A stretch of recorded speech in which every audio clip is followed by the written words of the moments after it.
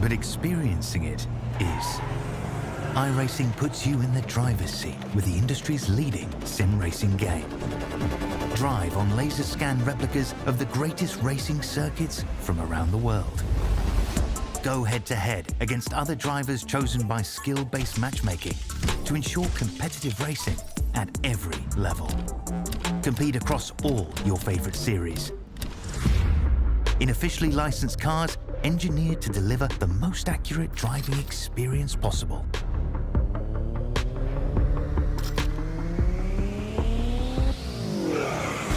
Join a race or host your own with players from across the globe.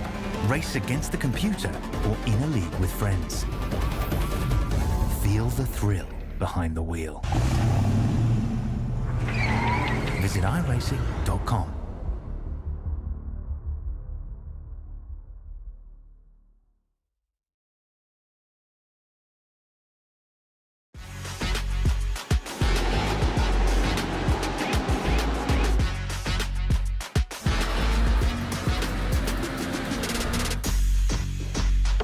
For the upcoming right-hander, brake 30 meters later and ease off the pressure.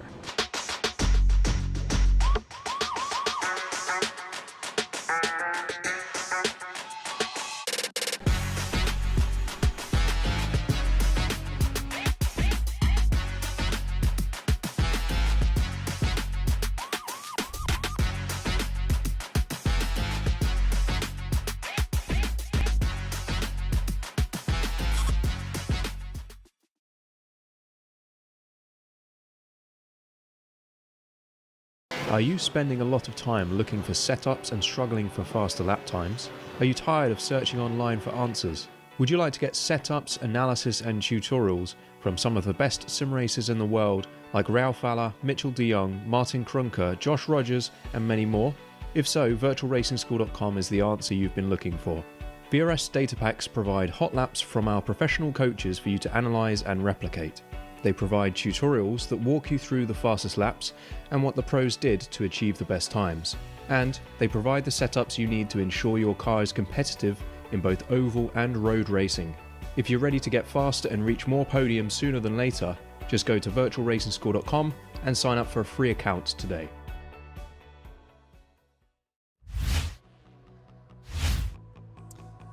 A very good evening everyone and welcome along once again for the 7th round of the Evolution Sim Racing GT3 Season A Championship here in Split A this evening in treacherous conditions around the legendary 13.6 kilometre circuit here at Le Mans.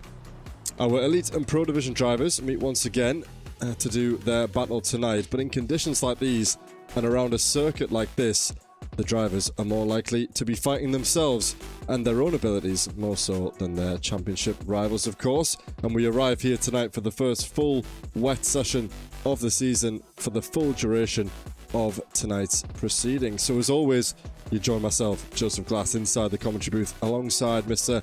Dara Thacker as we head toward the final stages of this championship season.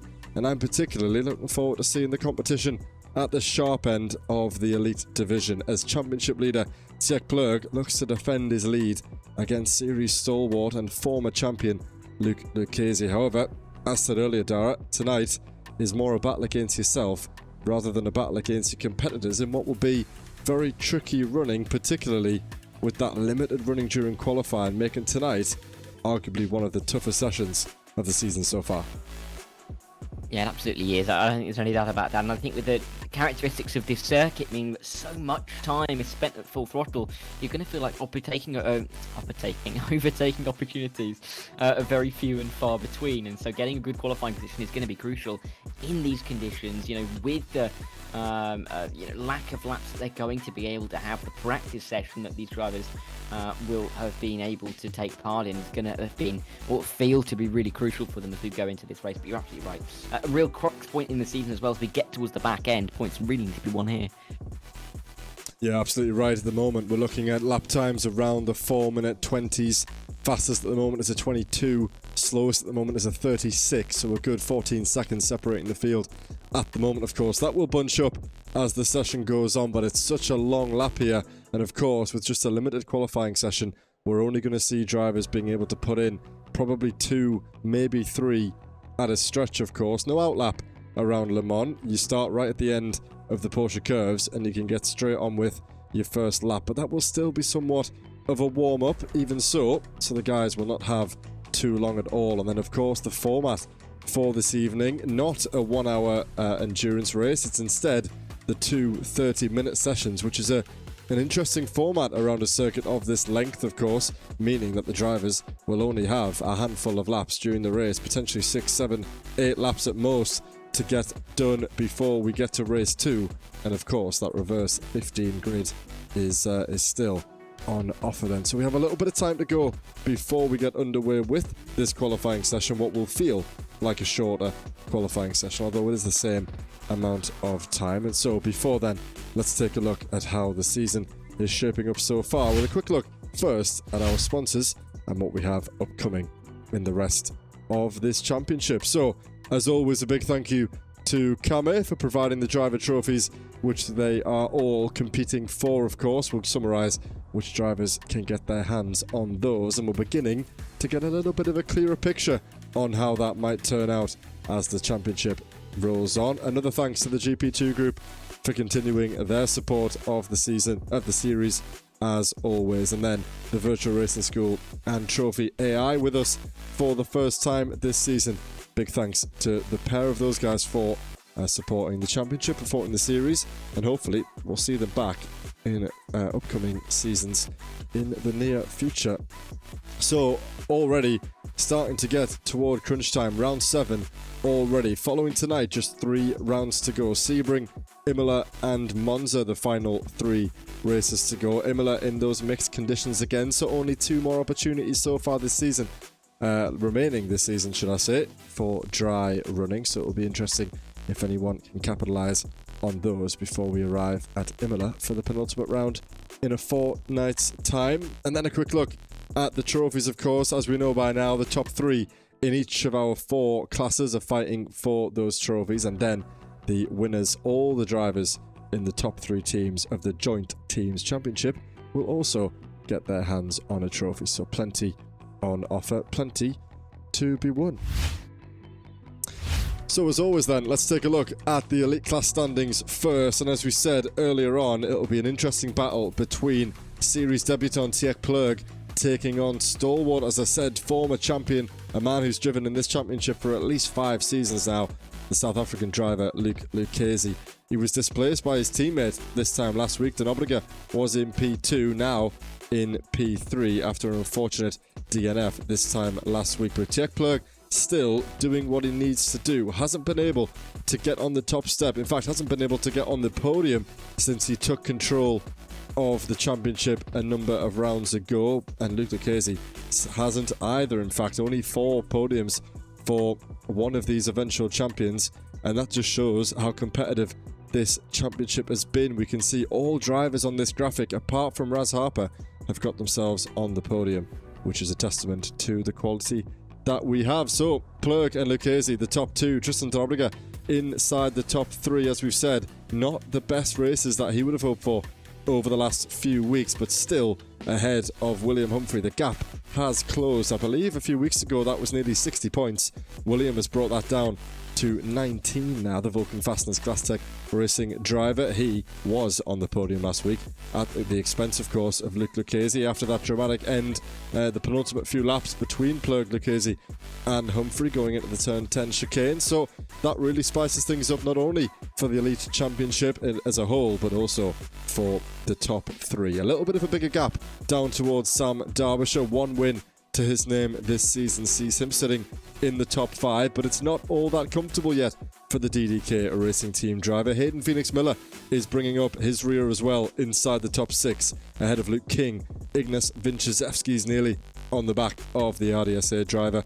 Justin Eloff, the 4th of our RDSA cars, is also inside the top 9, just 10 points behind his teammate to get himself inside the top 7, 22 away from the top 6. Bjorn Claessens, the leading Vulcan Motorsports Silver driver, who's been in some brilliant form after a very, very patchy start to the season. The first 6 rounds of the season, not inside the top 10. Since then, he's got himself a race victory and a podium for his efforts in the Mustang, the lead Mustang in the championship. Raz Harper next up, he snuck his way into the top 12 standings, but again, as we said, the only driver without a podium on this graphic, and it's been a pretty good start to his campaign for Daniel Handover. Missed the first half of the season, but since the second half, he's been in the top 5, aside from that one race a fortnight ago. Let's keep our eyes out on the Brabham Motorsport driver to see how we can handle that McLaren around this circuit, but all the while, up and down this grid, up and down this championship, should I say, very, very competitive from the first all the way down to the top 12.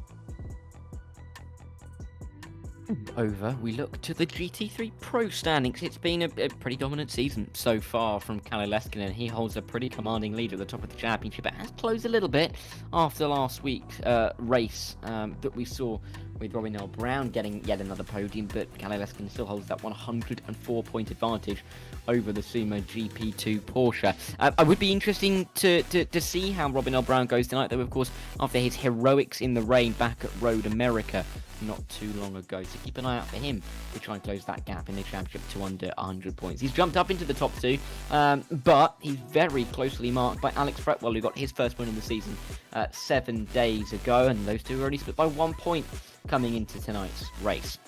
Looking a little bit further back towards the real battle for P4, and there is a 3-way battle for P4. They're looking to try and get into the top 3, and therefore those trophy-winning positions. But it's Biagio Cutrale, the first of the Italians, who is in the top 4, and you can see that second, third, and fourth in the championship were the top 3 in the race last time out. So clearly, good form for them. Let's see if they can carry that momentum. David Hutchison's trying to track his way to the top 3 as well. He's on 288 points.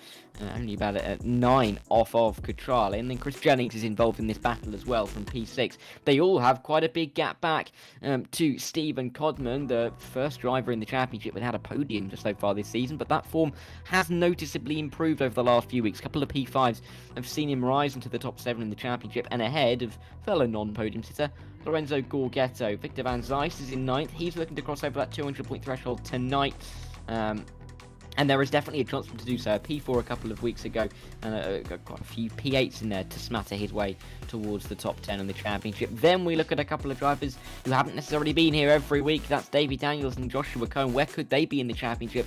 And they have been scoring points in the last 3 rounds. Well, we don't really know, but they may find themselves falling out of the top 10 tonight if Alexander Feuchter can pick up a good result in that Mustang. But it's really the championship that we have to keep an eye on, because Leskinen's had the dominance, but you can see it on the graphic. Noel Brown is coming back. It's just, has he left himself too much to do? I was just about to highlight that myself there, Dara, considering he was promoted from B-Split, from the Premier Division into the Pro Division. He's done awfully well to get himself in the position where he finds himself tonight, of course. Championship started okay, of course, round 2 and 4, not the best, missing the 3rd round, but since round 6, he's been very, very competitive indeed. So finally then, the drivers have just 2 minutes to go in this practice session before we get underway with qualifying. That leaves us just enough time to run through the order in the team's championship, which is becoming a little bit tighter than what we've seen and perhaps what we would have predicted to see earlier in the season. But with the misfortune, let's say, of a handful of these RDSA drivers, all of which, of course, are fighting over the same points in the Elite Division, somewhat of a disadvantage, you could say. Nevertheless, they're still at the top of the order. However, just 25 points clear of the Axis Sim Sports team down there in Split B, of course. You can check out that stream here at Evolution Sim Racing live now with Mr. Paul Walsh. So see, compared to Obligate, King, Lucchese and Eloff with Croft, Parkhurst and Muntian. And see, perhaps tonight could be the night where the Axis Sim Sports team take the points home needed to lead the championship going into the final 3 rounds. Next up, inside the top 3, staying pretty at the moment, but it's not going to be easy. It's the RLH team of Alex Fretwell, James Pallo and Wesley Van Oren, who are closely followed by the Vulcan Motorsports Gold team, Quinton Verdonk, Ignas Vinchesevskis and Elite Championship leader Tjecht Plurg rounding out the top 4. It's only 5 points clear of the Phoenix Racing team. Hayden Miller and Grant Miller with a new teammate in there, Robin Milton. It was just the 2 of them leading the way this time last week. However, they've got themselves some reinforcements, and that might help them push toward the top 3 come the end of the season. Malkin Motorsports Silver next up. Bjorn Claessens, we highlighted him in the elite class a little bit earlier on. He's had some great results as of the last couple of weeks. Anthony Quatta and Ricardo Pereira of B-Split doing well okay as well, but still 49 points, I believe that is, away from the top 5. The first of the GP2 teams, Kame first, of Scott Kostrick, John Ludbrook, James Bostock and Gareth Newton have their eyes set on the Vulcan Motorsports Silver drivers, but they've also got to just look a little bit in the rear view mirror at the Vulcan Fasteners Glasstec Racing team. William Humphrey doing well inside the top 4 in the elite standings. Nick Sturber and Dale Williams competing down there with Paul in Split B. The second GP2 team, Suma of Cowlishaw, Robin O'Brown, of course, top 2 in the pro standings. Robin Aston and Jim Fox of B-Split a little bit further away, hoping to hold on to the top 10 ahead of Simcast, rounding out our top 10 in the team's championship. Then it's the Moonshiners, the virtual racing team, DDK, the second of our 2 or 3, should I say, Axis Sim Sports teams. Dexterous are up next, the DXT team. Matt Hoyland is making his way around the circuit now. He's part of the team alongside Howarth, Clark and Seward. It's the final Axis Sim Sports team next up, ahead of LS Racing, MJK, the Nifos by Glasstec Racing team, and then rounding out the top 20, the second DDK Racing team, Tom Weston, David Daniels and Gilles Philippart. And of course 33 teams in total taking part in this championship. So then, as we cut over to trackside, the drivers making their way around the circuit for the first time.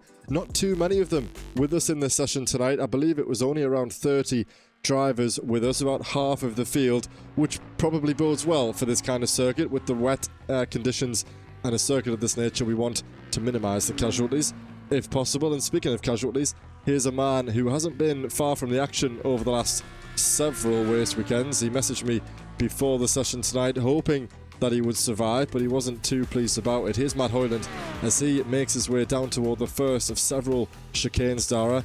How are we going to see this unfold, of course? We've got a pretty equal split, actually, between the Elite and the Pro Division drivers. Not too many of them closing in toward the line. We'll ride on board with Hoyland in a short while, but I also want to cover them, should I say, as they cross the line.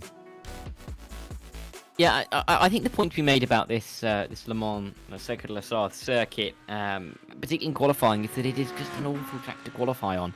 Most of the time loss and gain that you can find on this track is going to be starting at the Porsche curves, running towards the end of the lap, and that's after, well over 2.5 minutes at least worth of running, where again, if you're Matt Hoyland, a lot of it is just foot to the floor, keep the car at high speed and then pick the braking point into a couple of chicanes. Yes, it sounds easy. There will be some kind of time differential, but so much of that pressure and so much of that, all those important corners come right at the end of the lap, after 2.5, 3 minutes worth of really intense driving from Matt Hoyland. You can just see sliding his way through the second of the 2 Mulsanne chicanes. This circuit is going to be evolving constantly as well, so for the drivers it's the constant challenge of guessing what the track conditions are going to be like, and especially when you're not getting onto the brakes properly for well over a minute as you go down the Mulsanne, it's going to be even more difficult to judge how the track is going to act underneath you. So really, really difficult. We could see some big qualifying gaps here. Yeah, really tricky place here. Hoyland now entering the Mulsanne into the right-hander there. You can see some gravel, I believe, on the circuit on the exit of that corner. Such a long braking zone, especially in these conditions. Looks quite picturesque, actually, around the car. Pretty bright here around Le Mans, but the rain will continue to pour for the foreseeable future now. Another long run, as you said rightly, Dara. It's all about the exit on pretty much every one of these sections. The run through the first chicane out of the Porsche, sorry, not out the Porsche curves, out of Dunlop, down toward the first chicane, crucial. Out of the first chicane, crucial. Out of the second chicane, crucial. The run down at Indianapolis, also such a long run. And then Matt Hoyland now getting toward the punchy end of the lap, where you've got to have saved a little bit of tyre. You can see the wobble there from Hoyland. Managed to keep it together, but the rear really wanting to come out and around you. It's now the run down toward the Porsche curves, which is the first time that we're really going to see the downforce of these cars coming into play. It'll be interesting to see who has opted for the straight line speed. I would imagine most of these drivers will be wanting to do that for most of the lap. When we come here, though, it's all about the stability. Do you have enough rear wing in these conditions to be competitive through this section. Are we going to see some guys who've maybe opted for slightly more downforce absolutely flying through here? Close to the wall by Hoyland, and there's a spin. He is going to save it. No, he's not. It looked like he was going to save it, and sadly for Hoyland, tragedy has struck a little bit sooner than I think even he would have thought of. Yeah, and again, like I said, Porsche curves being a difficult point for some of these drivers. What about Tristan de Nobrega? The South African driver's had a bit of an up and down season. He's been, I think, really unhappy in the last couple of weeks with how things have transpired for him. How is he going to do in his opening lap of the session? A third of it has already disappeared. What's the lap time going to be for Tristan? It's going to be good enough for P1, and there it is, 4:23.5, 8/10 clear of Luke Lucchese. Robin Noel Brown, though, only a couple of seconds off here. I think Robin Noel Brown could be quite competitive in the overall racing here, but let's keep an eye on him for the while, because there's only been 11 times so far. Tristan, though, very much clear at the front of the field. Yeah, good to see Tristan de Nobrega back with us at the front, of course. He's had a poor couple of weeks and he was a little bit disheartened after the session around Road Atlanta last week, but we knew deep down that he would make his return, and so he has, currently leading the way. And of course, he's only going to have a couple of laps.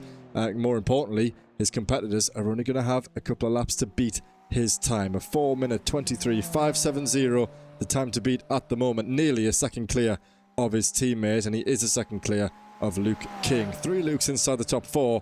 William Humphrey was leading during practice, needs to improve at the moment by some margin if he is to catch up with the rest of these drivers. Ignas Vinciszewski's, he's qualified well throughout the season, not too far away from the second row of the grid either. Keep our eyes out for Kalle Leskinen coming through as well. Robin Noel Brown, currently the pole man in the Pro Division, but Kalle in P3 at the moment does need to improve on that lap time. So far, so good for de Nobrega as he heads out of the first chicane.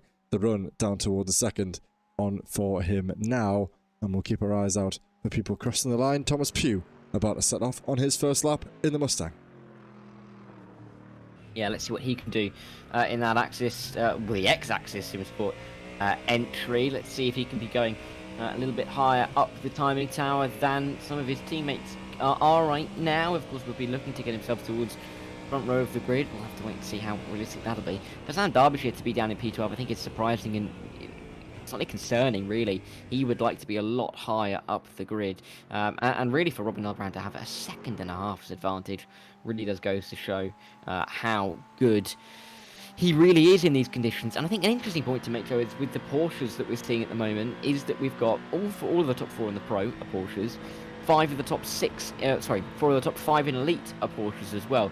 Clearly the stability that car provides to the drivers is going to be going quite some way to helping them out here, and giving them the confidence to put the power down a little bit earlier than some of the drivers around them. The one counter argument to that would be Tristan de Nobrega and the Acura doing very well indeed, but it does seem that the Porsches and the Acuras are the way to go at the moment, particularly in that Elite class, as there's only Porsches, Acuras and a couple of Corvettes in there.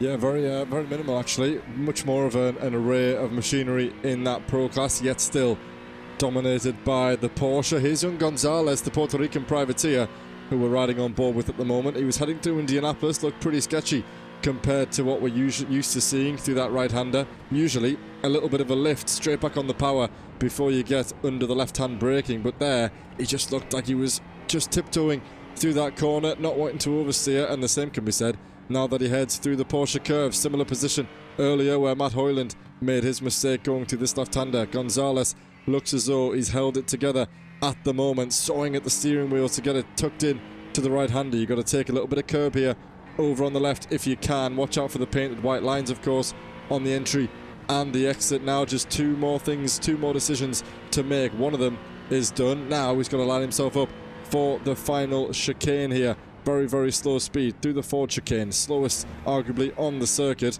and then one final braking zone before you cross the line. Looks like this could be a good lap for Gonzalez, at least a valid one at that, as we have some drivers now about to cross the line, Dara, or about to get a cluster of lap times coming across the board. And first, it's Ignas Vinciszewski's. Here we go.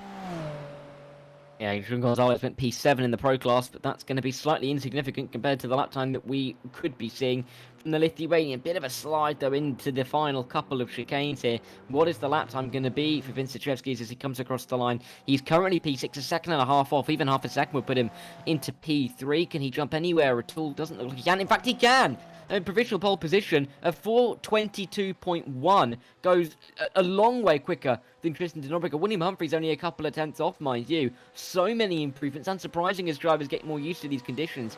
But Luke Van Gorten moving to the top 4. Robin L. Brown putting him a little bit more distance between himself and the rest. We could be seeing this kind of theme again in about 4 minutes' time again, Joe. Yeah, but that's exactly what we expected to happen there. Congratulations, Vince Zizewski. Provisional pole position for him, but he's only a tenth, well, nearly 2 tenths clear of William Humphrey. That one's come out of nowhere. It's now disadvantage to Denobreger. It was looking so good for him at the moment, but now he's got to pull out a real improvement here. Biagio Cutrale trying to get inside the top 3 in the Pro Championship at the moment, inside the top 6. Needs 2 tenths of a second to get inside the top 5. Best part of 8 tenths if he wants to get on the second row of the grid. The Ferrari squirming toward the line. He will cross it. Will he set a valid lap time? If not, yes he does. This is his last attempt, I believe, now for Cutrale, of course. 4:27 left on the clock and a 4:27 set by the Italian. So he really is going to have to go all forward here, all in on the pace if he wants to be able to set another lap time. Sam Derbyshire set his personal best of the session. I believe it was just beaten by Dominic Horvath-Sanity to get him inside the top 9. And here comes William Humphrey already around again. And is he going to be able to take that provisional pole position away from Ignas Vinchizevskis? If he does, it's his last stab at it. If he doesn't, then he's going to have to be really careful. Watch the board and see if Denobreger can beat him. Humphrey across the line then. It doesn't look like he will improve. No, he does not. The best that Humphrey can ask for then is a front row start in behind Vinchizevskis. He'll have to wait for Denobreger, Gortel and Lucchesi to set their final lap times. Yeah, let's see who is going to be able to pull it out of the bag right at the end of the session. I mean, you'd probably think that the later that you're able to start your final lap, the better that your chances may be, but there's absolutely no guarantee in that, and you don't really want to be risking leaving it that late in the session to maybe just getting an extra tenth or two. Lucchesi going down the Mulsanne straight now, getting towards the end of it, making sure that he can pick his braking points. So tricky in these wet conditions again, and such a heavy braking zone. You can see the car squirming. He's going a little bit deep, missed the apex, but he's not gone too far wide and off the road. And you can just see how shiny that surface is. So much standing water into that corner. It's an absolute horror to try and get it stopped in time, but Lucchesi done a good job. The pressure is on him though, because of course leading the championship, you know, a few weeks ago, trying to come back towards the top of the tree, and he's about a second and a half to get to the top of the timing sheets at the moment. Interesting for Tjek Plur, currently in P7. He's only about 30% of the way through his lap, and with 2.5 minutes to go, it's going to be touch and go indeed to see if he's going to reach the line. Something tells me he might not have enough time to get there, so Luke Lucchesi really has to make this lap count. It's a purple sector 1 in the opening sector for the man fighting for this championship. If he can improve, he can really try and put himself inside the top 3. He needs the best part of 8 tenths of a second to get ahead of his teammate. It'll have to be one incredible lap to get anywhere near pole position, but as long as he starts ahead of Mr. Plurg, who's struggling right now and he probably won't set another lap time, then it could be the best that Lucchesi can hope for. And I don't think, Dara, looking at this, I'm not sure if it's actually raining in this part of the track at the moment. Of course, the track surface still very wet, but I don't actually see any rain on the dashboard of the South African Porsche at the moment. So I'm sure that will change when we get underway for the race session, but it might just be slightly drying here through the Porsche curves, albeit the track is still very, very damp.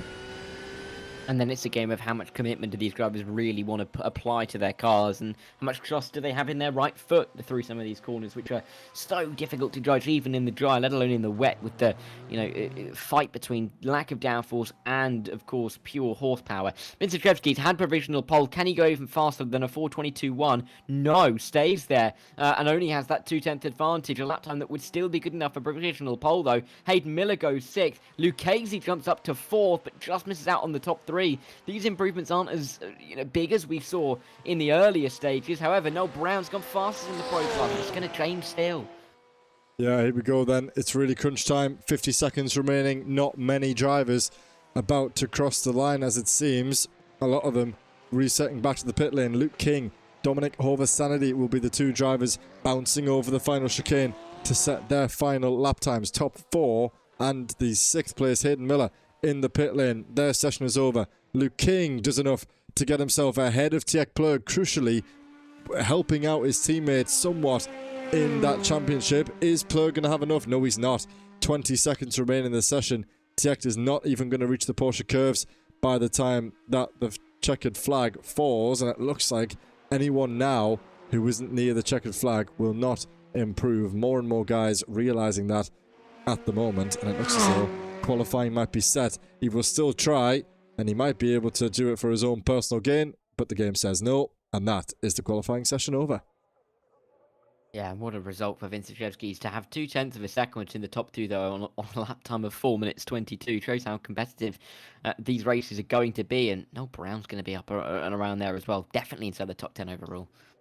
Absolutely right then. So, before we get underway, to everyone watching live with us at the moment, if you could leave a like on the broadcast, that would be brilliant. It will help us get into the algorithm, help suggest this to other viewers, and of course, leave your comments and leave some conversation for us to have a look at the moment. So whether you're watching on a mobile or on the TV, you can leave a like on the stream. That would be greatly appreciated. And we've got Matt Hoyland in the chat telling us spirits are low, so very low. Hoyland qualifying P15, not setting a valid lap time, and will start 30th on the road.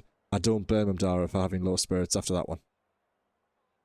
Yeah, no, I can't particularly argue. But there's always going to be chances, and there's always going to be possibilities in sim racing and in racing in general. That's what keeps us coming back time and time again. That, you know, it's never really over till it's over, and it's so unpredictable at times, particularly in conditions like this. And so, I'm looking forward to seeing how drivers are going to be able to kind of adapt here and start racing side by side in conditions that, you know, they found tricky enough on their own in qualifying. So to put themselves in and around another 30 drivers, it's going to make it all the more difficult.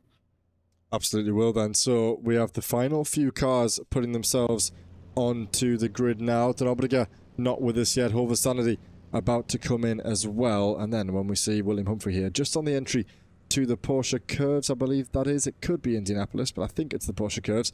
And then we'll be underway, of course. We don't have to, thankfully, sit behind the pace car for 10 minutes while we drive around the circuit. So we'll be underway in a number of minutes. Ahead of 30 minutes in this first race. Remember, the top 15 reversed. As it stands, Stephen Codman, P3 in the elite standings, is in third. Let's take a look at how the grid lines up for this opening race then before we get underway. So, Ignas Vinciszewski is the Lithuanian number 11 for Vulcan Motorsports Gold. Leads the way, his first pole position in quite some time. Fingers crossed that he can hold on to this one. We've seen him here before, and the race sometimes doesn't end how he would hope. He shares the front row of the grid alongside Mr. William Humphrey, the Vulcan Fastens Glasstec racing driver, nearly 2/10 ahead of him.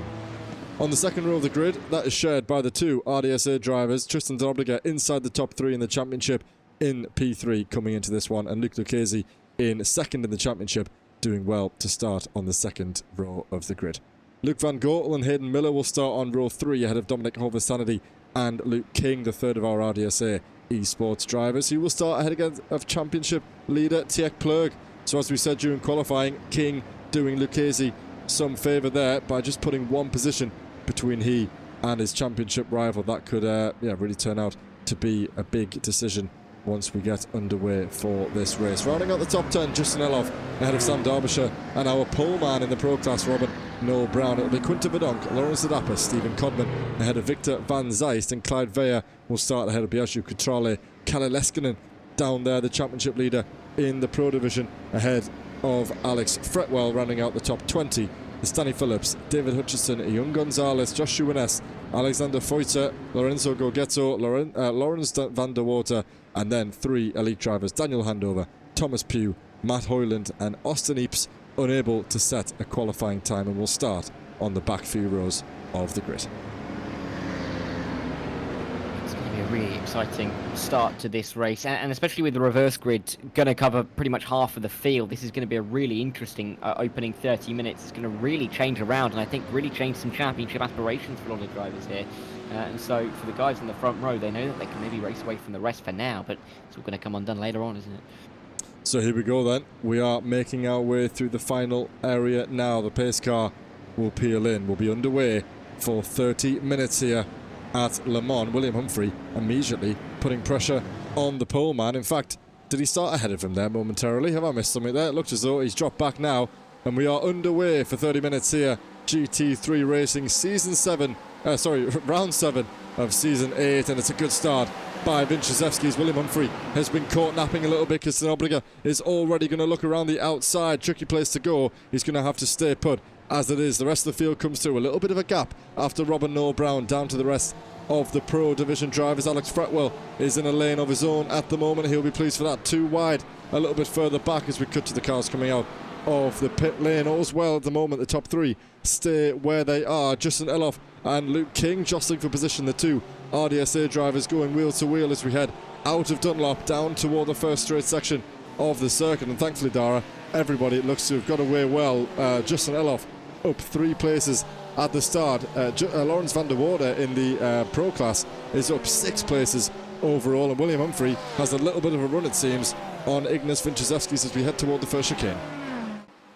Yeah, remarkably well behaved through Tertre Rouge for the first time in this race. And yeah, it did look like William Humphrey got a bit of a slow start, and Vinciszewski's got an absolute perler, and he's been able to hold that lead. The difficulty for him now is that he's just got another minute or so of just giving the slipstream away to William Humphrey. First chicane is going to be negotiated without harm, but further in the background you can see Luke King fighting away with Dominic Horvath-Sandy as they run their way through. Then there's a couple of side-by-side moments that have to be sorted out onto the brakes, including with Joshua Ness, who's trying to get himself involved. In fact, they all sort themselves out very nicely into the first chicane. Will it be the same in the second chicane? We're going to have to wait and find out. But William Humphrey is gaining, actually, down towards that chicane. He's taken 2/10 out of, in a mini sector out of Vinciszewski. Oh, hello there. That's the 144. That's Matt Hoyland coming through on Lorenzo Gorgetto, and he'll take that position very easily on the brakes into the second chicane. I heard the Audi engine. I thought, here comes Hoyland. There he is, gained 6 places off the start, up from P30 to P24 on the road. Sadly for Matt, only gained 2 places off the start. Dominic Horvath-Sandy has had an incident. He's dropped down the order somewhat, allowing Tech Plug to come back through, losing 3 places. Looks like at the exit of the second chicane there. I wonder if perhaps he's gone deep on the brakes and maybe just ran through there, picked up a slowdown and had to wait for that to come through. Kalle Leskinen in the mix here as well. He's going to be on the inside line as they head through the right-hander before Mulsanne. Is it Dara? Mulsanne? Am I saying that one right? Mulsanne, that's the one. Here he goes. He's lost the inside line, and he's going to have to tackle it around the outside, staying in behind that Ferrari. That's a wobble by, is that Cutrale ahead? He's managed to keep it together, though. These cars looking awfully skittish in these wet conditions. Competition good at the front of the Pro class. We've got a battle for the first 2 positions, and then a battle for the podium between the championship leader and the man trying to get himself inside the top 3. Cutrale versus Leskinen. This one will probably go on for some time. Yeah, definitely going to be one, I think, that we're not going to just see in this race, but the one in a little while as well. So we're going to have to keep a real keen eye on that as they run their way down in towards Arnage and Indianapolis for the first time in this race. Again, sorting themselves out nicely. No one really willing to go too bold with some moves in the opening lap in tricky conditions. And pretty fair, you know. They don't really necessarily want to be seeing too many drivers go big and go but brave on the opening lap of an opening race, which will have an impact on the starting positions for race 2. So, be no surprise there. We may see a little bit more not desire necessarily, but a little bit more aggression in the opening stages of race number 2. But for now, drivers just kind of position themselves well for the start there, and Plug maybe trying to get himself up a spot. He's got to be careful though. If you're offline through the Porsche curves, you're going to find yourself tumbling down the order, and luckily enough for him, he's back on the racing line.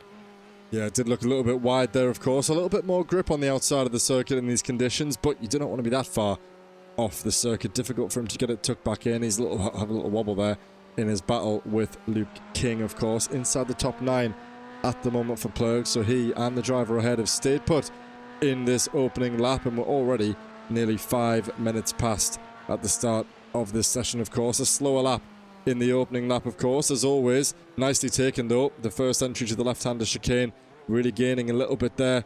And then another missed apex by the RDSA Porsche ahead. If he can get the power down here, the Corvette, he might stand a chance into Dunlop, but he absolutely has not. And the Porsche has just led away and gone away. There's been an issue further down the order, I believe. Yes, there is a car struggling with the pit lane, I think, and one of the Acuras ahead of him has had to dive into the pit lane. Danny Phillips, Lorenzo Gorgetto have also had an incident. There is Gorgetto in behind. It looks like he's got rear right suspension damage as 3 of these cars now make their way into the pit lane. In fact, more. Austin Eep, Stanley Phillips, Gorgetto, Cobman and Gonzalez all in the pit lane. Didn't cross the line to set on a lap 2. Disaster for nearly half of this Pro Division then. You know what, they need a tool, and it means that we've got very clear, well, a very clear group of drivers who are looking like they're going to be picking up some big points tonight and going to be fighting in that reverse grid picture as well. That's going to be the crucial factor here. You know, Robin L. Brown looks pretty safe where he is. Lawrence Adapa has the pressure behind, but then you've got the likes of Joshua Ness, who's going to be, you know, in and around the mix near the bubble as well. So we'll have to keep an eye on him very closely as we run our way towards the end of this race. Humphrey has not really been able to do much, has he, to the Winchesevsky's lead? He hasn't knocked on the door at all. It seems like that's the case if he hasn't necessarily been able to get close enough, but there's also an element of maybe he's just happy to sit where he is for the time being. Hello. Van Gortel making a mistake, and that is going to invite masses of pressure. 5 cars all side by side here. This is going to be an incredible run for these drivers down toward the second chicane. Who's best to ride on board with here? Quinten Verdonk is going to have a view. I wouldn't call it the best view because he's got an awful lot of spray in his windscreen, but you can see the overspeed that he's carried. First on that outside Porsche, now in behind the RDSA machine of Luke King, who's got Luke Van Gortel for company on his outside, and that looked awfully treacherous. Contact avoided, clearing out Van Gortel on the outside there. Really difficult for Quinten to see what was going on ahead. Maybe could have braked a little bit sooner. In the end, it seemed like it's turned out all right, and I think Tjek Plurg has made up some great moves here, because he is now leading this pack with Hayden Miller 5 seconds up the road. 7 cars here, all within a second or so, from Tjek Plurg all the way down to Dominic Hover's Sanity. I wonder what happened a little bit earlier on. First of all to Elof and Van Gortel, but also to allow Tjek Plurg past Luke King. It was only a lap ago when we saw him struggling to gain during the Porsche curves, and now he's got ahead of all of them, and if he can get his head down, he might be able to start bringing down that margin ahead to Hayden Phoenix Miller. See if he can leave these guys in the dirt a little bit. I mean, it's crazy to have that 5-second gap between 5th and 6th in the elite class, and then have this just conglomeration of cars all battling in behind. Luke King going for the move now. Actually, Quinten Verdonk going for the move on Luke King as they run in towards Arnage in Indianapolis. And actually, Luke King's going to lose out here. He's down to P11. He's lost that to Dominic Corval-Sandy as well. Not what he needed whatsoever. And as we run in towards Indianapolis, Van Gortel's having to defend from Quinten Verdonk. He's had a great run. Oh no! Off the road. That's Justin Elof. He's gone deep. He's right into the into the escape road. I wonder if it was because he got a little bit too close to the back of Luke Van Gortel and didn't want to wipe him out, or Plurg, I should say. But that's really bad news for him, and a bit in the wall getting back on the circuit. Yeah, bringing gravel all the way back across the circuit. Disaster there for him. Let's go back and see what happened to Luke Van Gortel going in to the first chicane then. Let's ride on board from the chopper cam. Oh, it's a little contact in the back. I'm assuming that's going to be Luke King. It could be just an Elof. I don't see the number on screen at the moment. That's Tjek Plurg. Let's watch that again from the perspective of Plurg, who was in a prime position to be an opportunist in that instance there. He doesn't see the contact. We can see it just ahead. Then he gets it tucked in nicely over the right hand side. Then he loops around the outside, splits the difference between the RDSAs, and then does he get the run? Yes, he gets the run, gets past Van Gortel, and then I imagine going into the chicane, he's managed to carry the speed in the slipstream down to the second chicane. Probably gets that move done on the inside. Is this perhaps where we're going to see the RDSA car going deep into the corner? I don't recall actually who that was. He has got the run. He is allowed to take that inside line, and then I wonder if we watch on from this angle, I wonder if we see who ends up going deep into this chicane. That's when we saw the wobble a little bit earlier on. Great driving by Plurg to split all of those cars at the exit.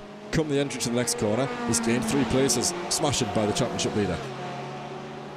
Yeah, and being opportunistic in the way that you have to be if you want to be winning a championship, particularly a championship of this nature. Meanwhile, we've got the battle between Sam Derbyshire and Justin Elof, who's still trying to recover a 4:43.1. It's not really the ideal lap time from him, and he is now down in P12 and right on the fringes of that cut-off line. Interested as well to see that I just saw that Kutralis at the fastest lap in the Pro class. He is gaining on Robin Noel Brown, so Noel Brown in the 21 not having it all his own way in the same way that he did in the wet and wild conditions at Road America. So good chances here for some changes towards the front of the fields, and We aren't seeing drivers gap out too far like you do at other circuits. Here we go then. This is what happened to Justin Eloff a little bit earlier on as he he just went off the circuit. Really couldn't slow that down. Took evasive action. Fair play to Justin there for avoiding the Corvette ahead. It's very tricky to do when you lose the car here. He's just bounced it over the curb, understeered on the puddles, and then he just gets a little bit of lock on there. Manages to keep that out the way of everyone. Rejoin wasn't too bad either. So all in all, a bad incident for him, of course, but at least he made it okay for everybody else. Kalle Leskinen in picture now. He's up 3 places in class in his charge through the field. He's got Lawrence Tadapa ahead of him. Lawrence hasn't had the best fortune in recent races. Let's see if he can hold on to this podium, although with the championship leader in behind, that's quite a big ask for him. You say that Biagio Cutrale is gaining on Robin Noel Brown. However, if Leskinen can get through on the Belgian in front, then it might be more looking in the mirrors for the Ferrari rather than looking ahead. Yeah, this is going to be a tense, I think, battle for these guys as we run our way down in towards the second chicane down the Mulsanne.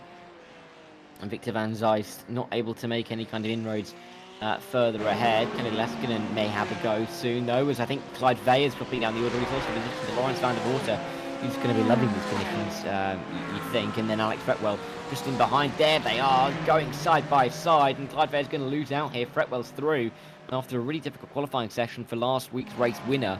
He's having a decent enough start to this opening race of the evening. Up into the top 8 now in class. Yeah, doing well. Alex made up one more place there, of course, back in his much more comfortable machine. He made that change a number of weeks ago around Road America, and now he's sticking with a little bit wobbly under braking, which is normal to see. Really gaining on Lawrence Van der Water there. Nearly, well, I think he did make minor contact with the car ahead. So far, so good for Matt Hoyland. He's doing okay. Points will be scored in this position as it stands, but sadly, he's nowhere near the reverse grid order. Something tells me Hoyland would rather not the pressure of being inside the top 15 at the front of the field, but equally, I know he'll want to score more points than what he's got on offer at the moment down there in P14. That battle that we saw earlier, there's a little bit of damage there on the front left of that lead Porsche. Kalle Leskinen, I'm sure, will be getting past him in no time at all. Yeah, Leskinen, of course. Oh no, as we see Bayer off the road, it's not really a lap for him, is it?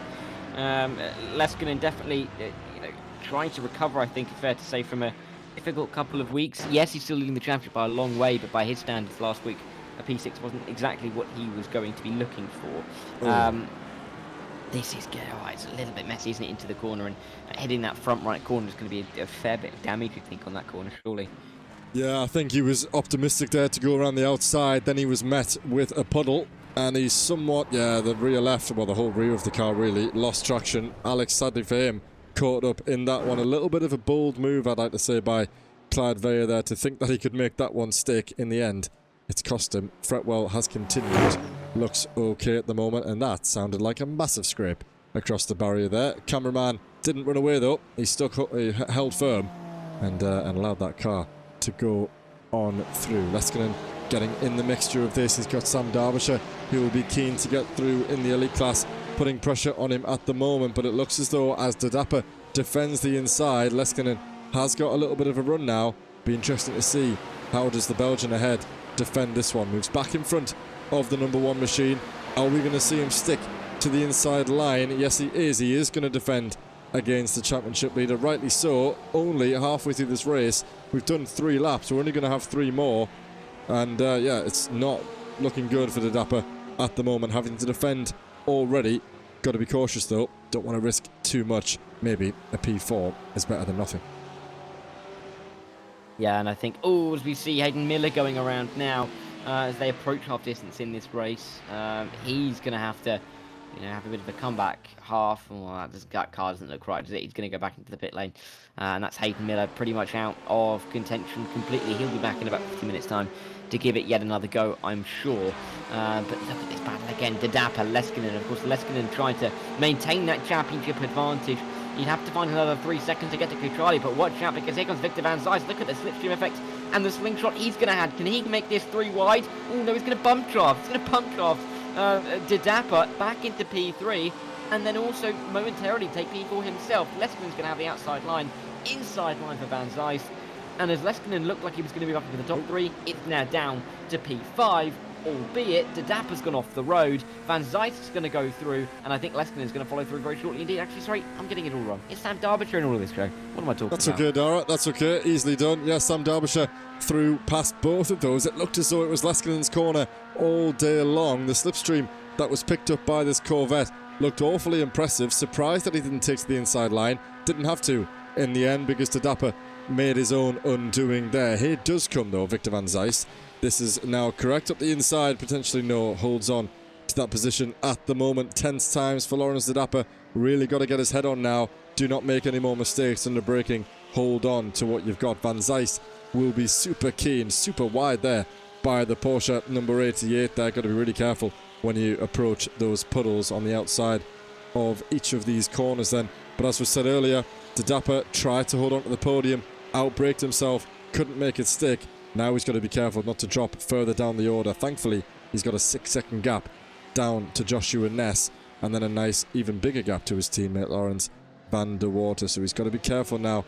The number 18, sorry, ahead. But so far, so good for him. Luke King and Quinton Verdonk chasing down Dominic Oversanity in the Elite Division. Aside from that, Vinciszewski's checking out of this one somewhat, 2.3 seconds ahead of William Humphrey. Nothing said and done yet, of course. Still plenty of opportunities for mistakes, but the man who qualified on pole position holding on to that race lead looks as though now he has a little bit of a buffer not to risk too much. And will that, Dara, be his first win of the season? If he can make it happen, it will be indeed. We've said that a lot. We've said that a lot this season. Always been there at the start of the sessions. Seems to fall away from him.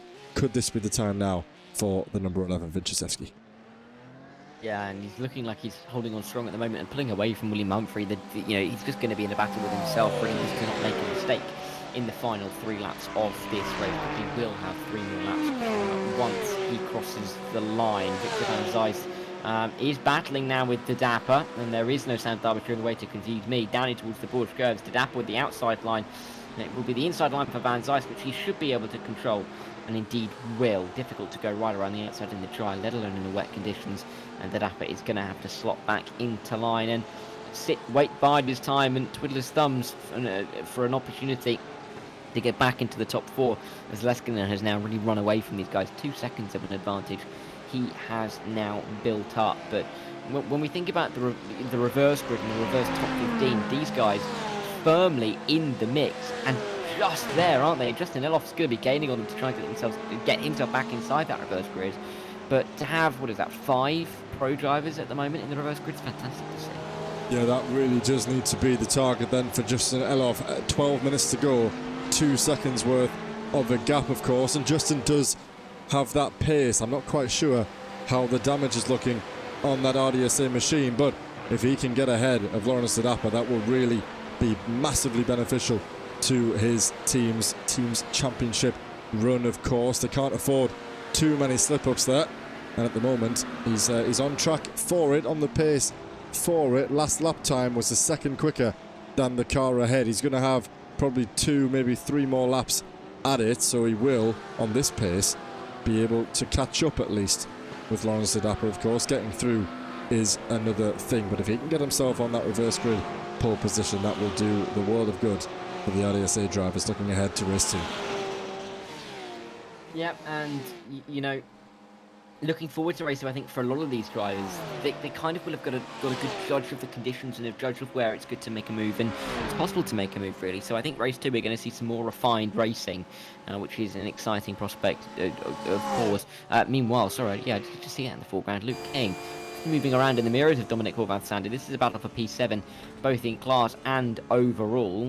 Luke King's just going to back off into the corner and allow Dominic a little bit more room, but they've got to be careful because Quinton Verdonk and Robin L. Brown are rocking up to the scene and will not spare too long in going for some moves here. So, I think it's going to be an interesting closing, couple of laps to this race here, because there's a lot of these little battles that are by no means over. They're quite important for both the Elite Championship and, of course, the Pro Championship.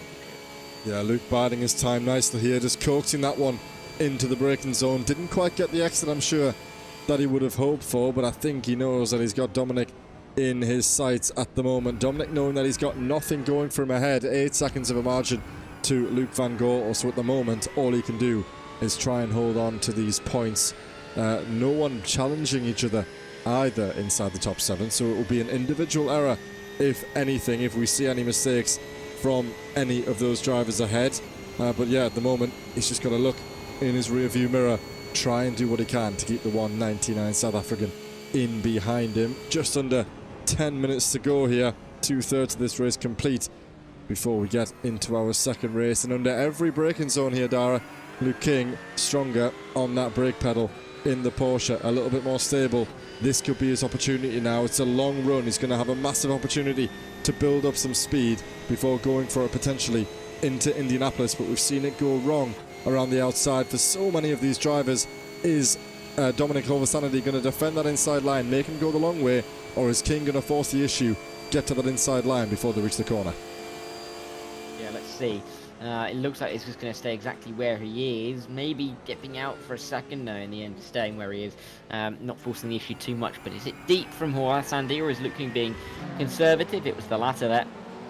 But him being conservative has meant that Verdonk and Noel Brown are now right in this battle, and Sam Derbyshire isn't far off either. Was that deep from Holversanity? It was indeed. You just about called it. Luke King is going to get through. Quinton Verdonk's also going to get through, and now all of a sudden Robin Noel Brown has a shot at the top 9 in the overall race. I'm not too sure he'd want it, considering that he's already picking up the points for the win in class. But Sandy with a bit of a mistake, an unforced error as well. It's dropped him 2 positions, would you believe? There's been an issue for Lawrence the Dapper here, it seems. He's been passed now by Justin Eloff, so that 2-second gap that we spoke about at the Dunlop corner on the start of this lap has already been overturned. Let's see if that was just a slight issue for the Dapper, or perhaps it was quite a significant one there. You can see a good 5 car lengths between these 2 Porsches. You can see that car already scrolling to the right hand side, couldn't get it slowed down. An easy pass for Justin to get his foot down and get on the traction, and sadly, Dara, it's happened, and it was predictable, that's for sure. But for the 144, we've seen it once before, and it's about to happen for a second time, it seems. Matt Hoyland deciding that he's had enough. That's not a crash, that's just him peeling off, going back into the pit lane. A little bit of a false message there on the timing tower, but that is Hoyland's night over with 7.5 minutes to go now. Yeah, it's not really what he needs for the championship, that's for sure. He'll be right at the back of the field now for the start of race 2 in about 10 minutes time or so. I mean, he'll be joined by Hayden Miller and Daniel Handover, so he won't be alone. But yeah, battling through so many of these pro drivers is going to be really difficult for them in the somewhat early stages of that second race of the evening. Yeah, I think as we're now onto the penultimate lap of this race, we are starting to see which drivers are really being able to excel in these conditions. Noel Brown clearly doing that in his own class, but I have noticed that Liam Humphrey has been gaining a little bit to the back of Vinzachevski's.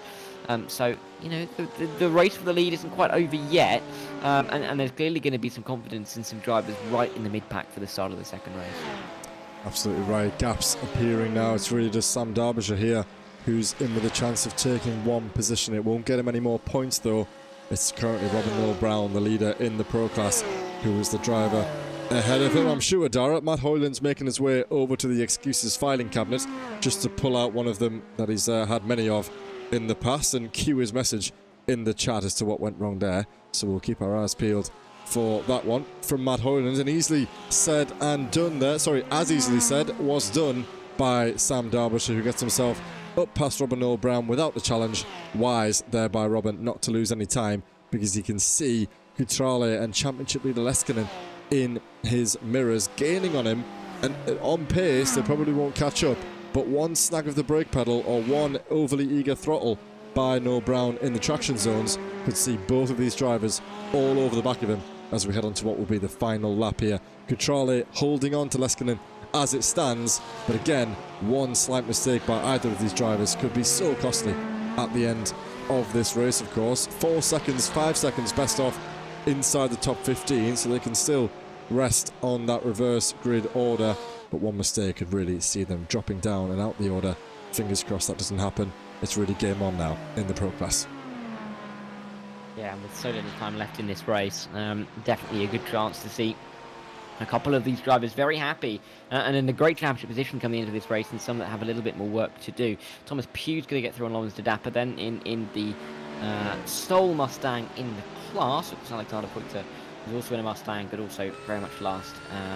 And very much in the other class as well. Kalle Leskinen's getting close to the back of Kutrale as well. This is so important for Leskinen, I think, to almost just put off Robin Noel Brown from even thinking that he has a chance at the title, because the longer that Noel Brown feels like he has a chance, the longer that weighs in Leskinen's mind, and that he really feels like he has to do more to catch up to Noel Brown. But if he can just pick up enough points to keep that margin at a very comfortable near 100-point margin, he's going to be feeling very safe indeed come the final couple of weeks. So getting through on Kutrale could be crucial here, but it's not going to be an issue that he has to force. So how he plays this is going to be an interesting one. Yeah, thinking about Kalle's results, actually, he's about to break his own sort of pattern, let's say. So far this season, he's won pairs of races, then fallen off the order, 2 more podiums, fallen off the order, 2 more podiums again.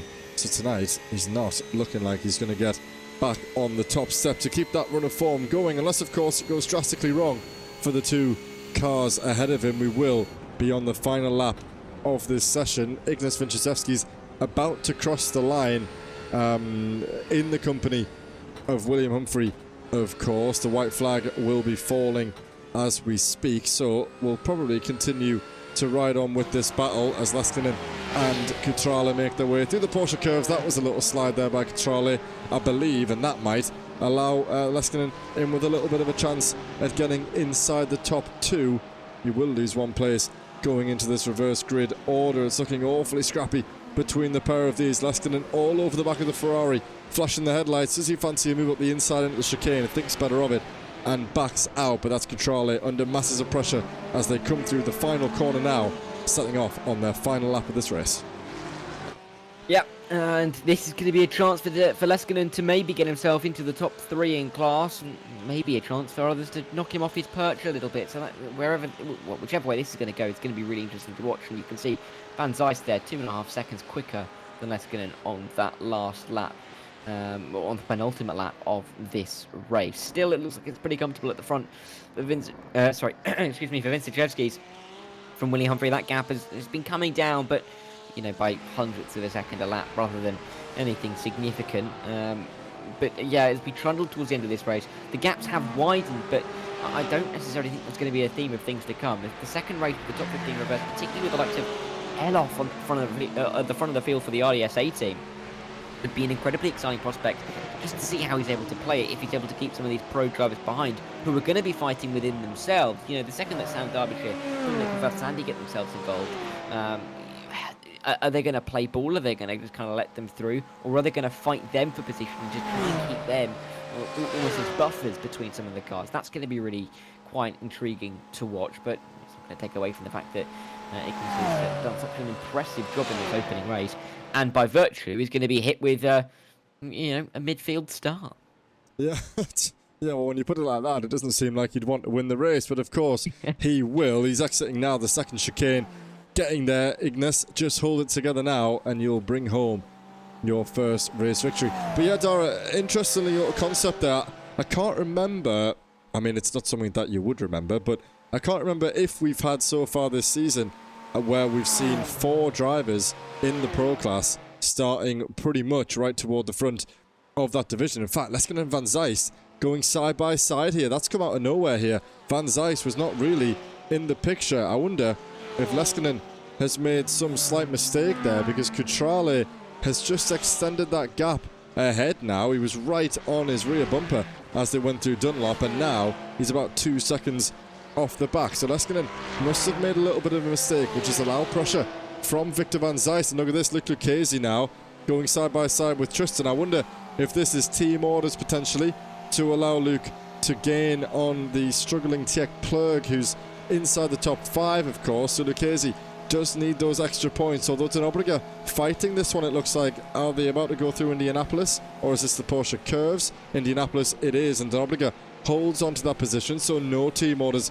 in play at the moment. But it would be wise, I think, for Luke Lucchese to be let through here, given the fact that Tjek Plug is only one place behind, of course, and the difference between 4th and 5th in these 30-minute races is only 3 points, so it really will not help Lucchese much at all. 25 points, I believe it was, yes, coming into tonight. That margin will be reduced to 22, but if it was to be let through, that would be an additional 4 points on top of that, so that really would help Lucchese out, but it doesn't look like that is going to how it will turn out in this instance, with the Acura staying in front. But back to Vinciszewski's through the Porsche curves now. He's been through them, got a couple of more corners to go, and we will crown him the race winner for the first time this season. Great effort by William Humphrey to stay in touching distance, of course. 2/10, just less at the end of qualifying. 1.7 seconds after 6 laps raced. Very good effort by the 199 to stay with the Lithuanian. As he heads through the final chicane, Ignas Vinciszewskis will get his foot to the floor and will win for the first time in Evolution Sim Racing here in the GT3 Season 8 Championship. Congratulations to Vinciszewskis for all of efforts. He gets a nice P15 start in the wet for race 2. William Humphrey rounding out the second spot ahead of Tristan Dobriger, who held off Luke Lucchese, interestingly, there inside the top 4. Tjek Plug finishing 5th in the end. Damage limitation for the Dutchman, who remains at the front of the Elite Championship. Yeah, and a good result for him in the end, considering that he was under pressure towards the end of the race. Here is Noel Brown to take home that pro win, and by a few seconds as well. Cutrale in behind with Leskinen and Van Zeist on his tail. But Robin Noel Brown, stellar result yet again, and showing why he is the man to beat in the wet conditions in that pro class, putting more points on his tally and taking a little bit more off of the lead that Kalle Leskinen has. And it's going to be a really intriguing start. Those 4 pro drivers will start 2nd to 5th for race number 2. Justin behind Justin Eloff. How hard can he, or how quickly can he get away at the front, or will he be embroiled in the battle? I think that was the point that I was trying to make before Dobriger and Lucchese went side by side. It was that, especially in these conditions, it'll be really difficult to see how those elite drivers respond and react to the 4 pro drivers doing battle, because usually we might have, an interchange between the two classes, 1 or 2 drivers here and there, which kind of makes it easier for the elite drivers to say, well, you know what, you're not battling anyone, I'm going to go up the inside now and get on with my race. But with 4 of them going wheel to wheel, it'll be really interesting to see how the likes of Oversanity, Derbyshire and Verdonk deal with that, all the while knowing that they've got the fastest men in the field. Vinciszewski's, Humphrey, Dobriger, Lucchese, Plug making their way through the order as well. So, bets in the chat. How long will Van Zeist, Leskinen, Cutrale and Noel Brown stay in front of the preceding 10 elite drivers there? And will Justin Eloff be able to get away off the line cleanly and have a good start to the race for the RDSA team? All is yet to be decided.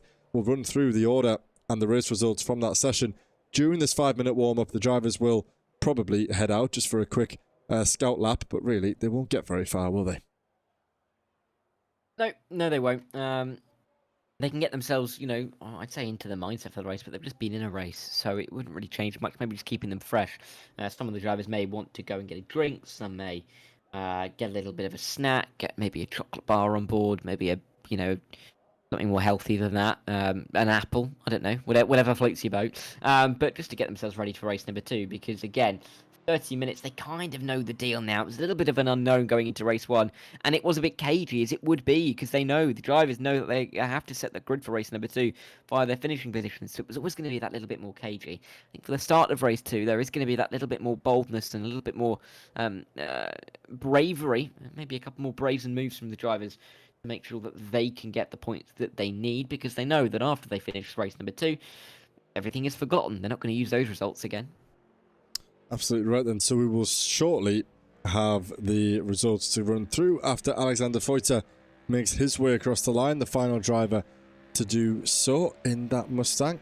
And then, here we go, we can bring the results for first, the Elite Division. So, Mr. Ignas Vinciszewskis, finally, he's performed so well throughout this championship in the early stages of the session during qualifying and the opening few laps, but hasn't been able to convert. Until tonight, the Vulcan Motorsports Gold driver wins and takes maximum points here in round 7, race 1 at Le Mans. Cracking effort in tough conditions for Ignas Vinchezevskis. Closely followed by William Humphrey. A nice gap ahead of the top three there. 1.3 seconds in the end and over 10 seconds, over 11 in fact, to Denobriga. So great effort by the 199 Vulcan Fasteners Glasstec Racing driver William Humphrey, getting himself on the podium for the 5th time this season. Tristan Denobriga finished ahead of Luc Lucchesi for a 3-4 finish for RDSA. Ahead of Tjek Plurg, championship leader, Vulcan Motorsports Gold. 2 of those drivers inside the top 5. Same can be said for RDSA. Challenge on, and the championship continues. Deficit reduced slightly for Lucchesi.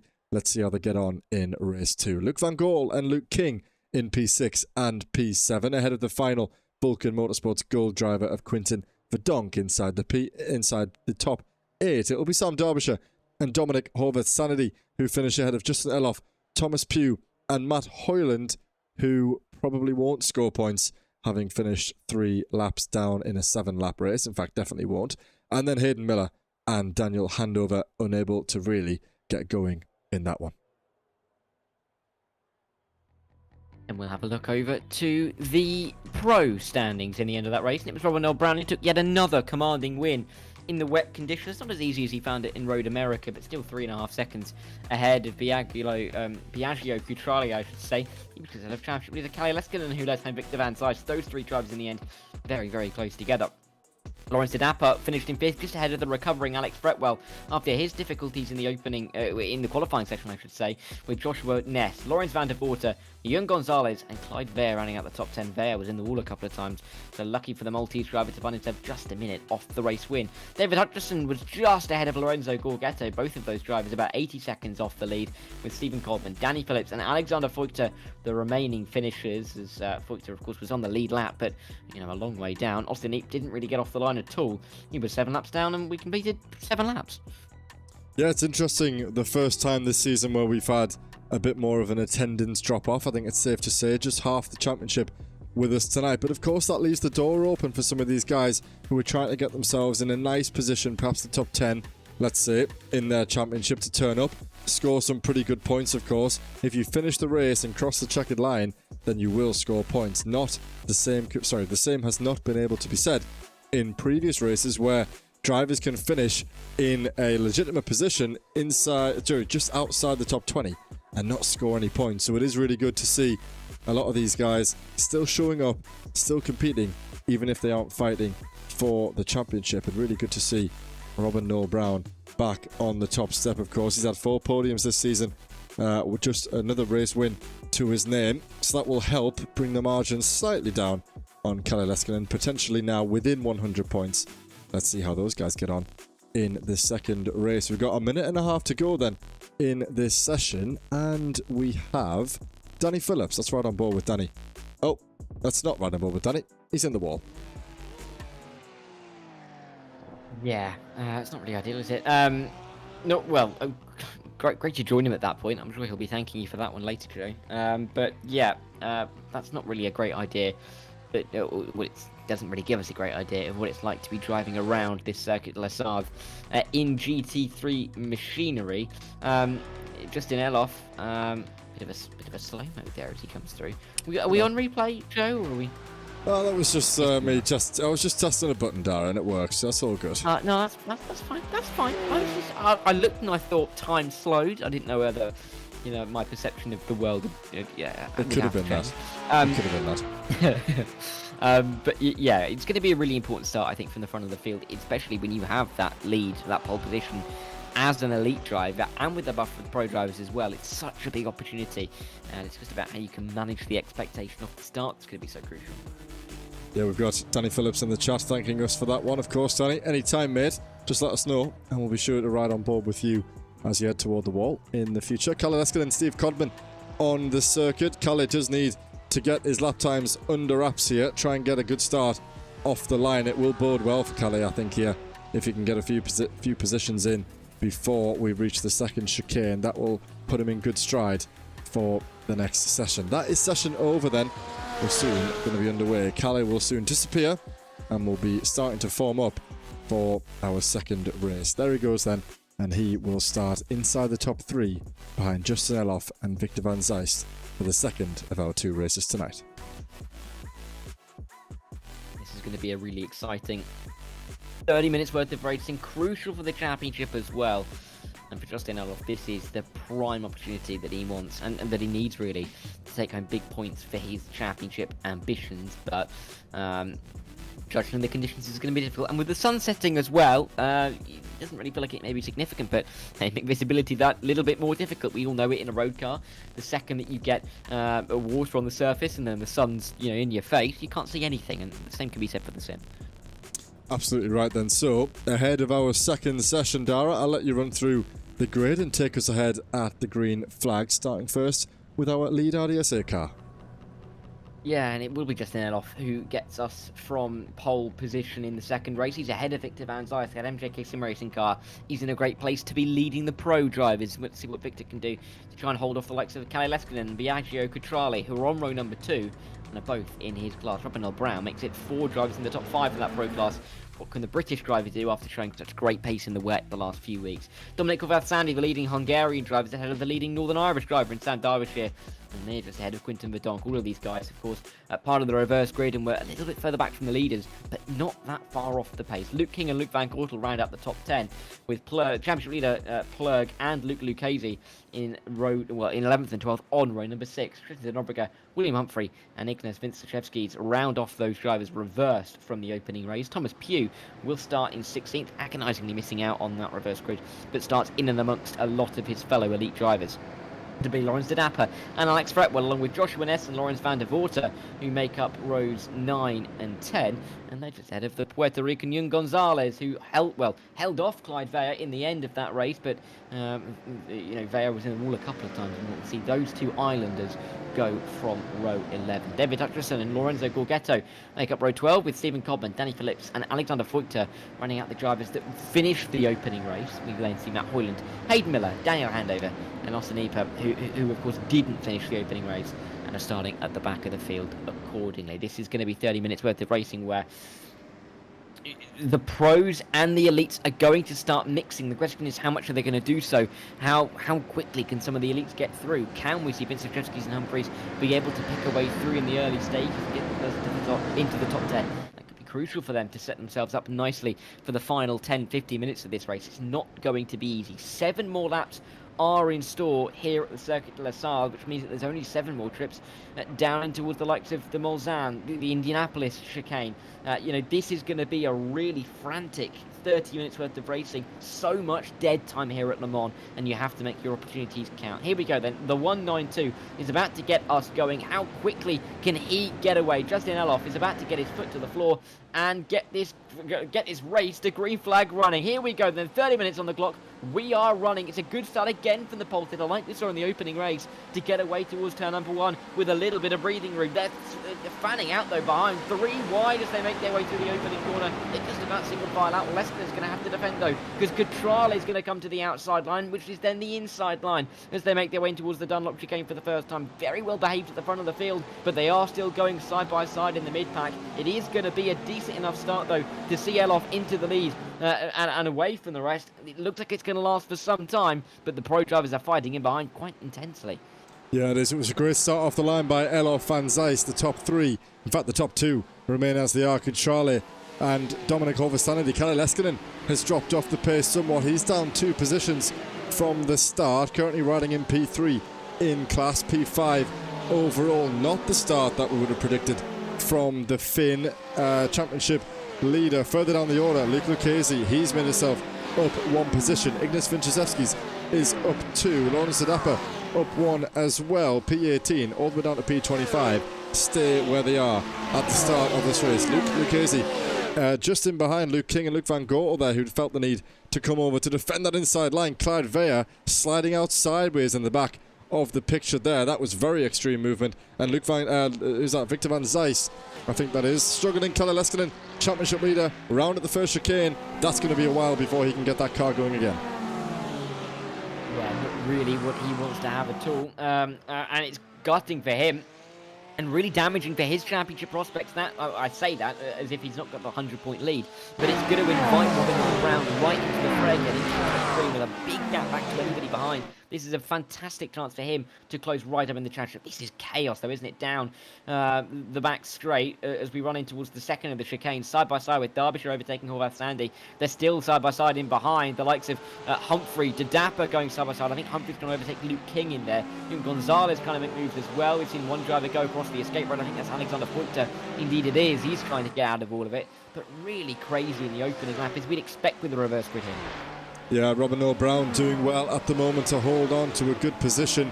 Victor Van Zijs and Biagio Cruciale have stayed where they were, of course, and O'Brown loses that favourable position toward the front of the class, but makes a bold move. In comes the Porsche. That's disastrous on O'Brown and Luke Van Goortel. You could see it coming a little bit. Van Goortel there, and O'Brown getting on with things. He's going to get that one kick flipped back in the right direction. Hopefully he rejoins safely, but sadly for him, he will rejoin right at the back of the order. Austin Eaps, Daniel Handover, Matt Hoyland and Hayden Miller already out of this race. I'm sure not many of those guys chose to start this race, and Dominic Sanity all over the back of Sam Derbyshire trying to get P2 in the order. Justin Eloff has got away, as we might have predicted, 2 seconds clear of the pro drivers. These guys have got to get on with it, get a move on before the likes of Lucchese, Vinciszewski's, Plug and Dobrega make their way through the order now. All of them inside the top 10 already.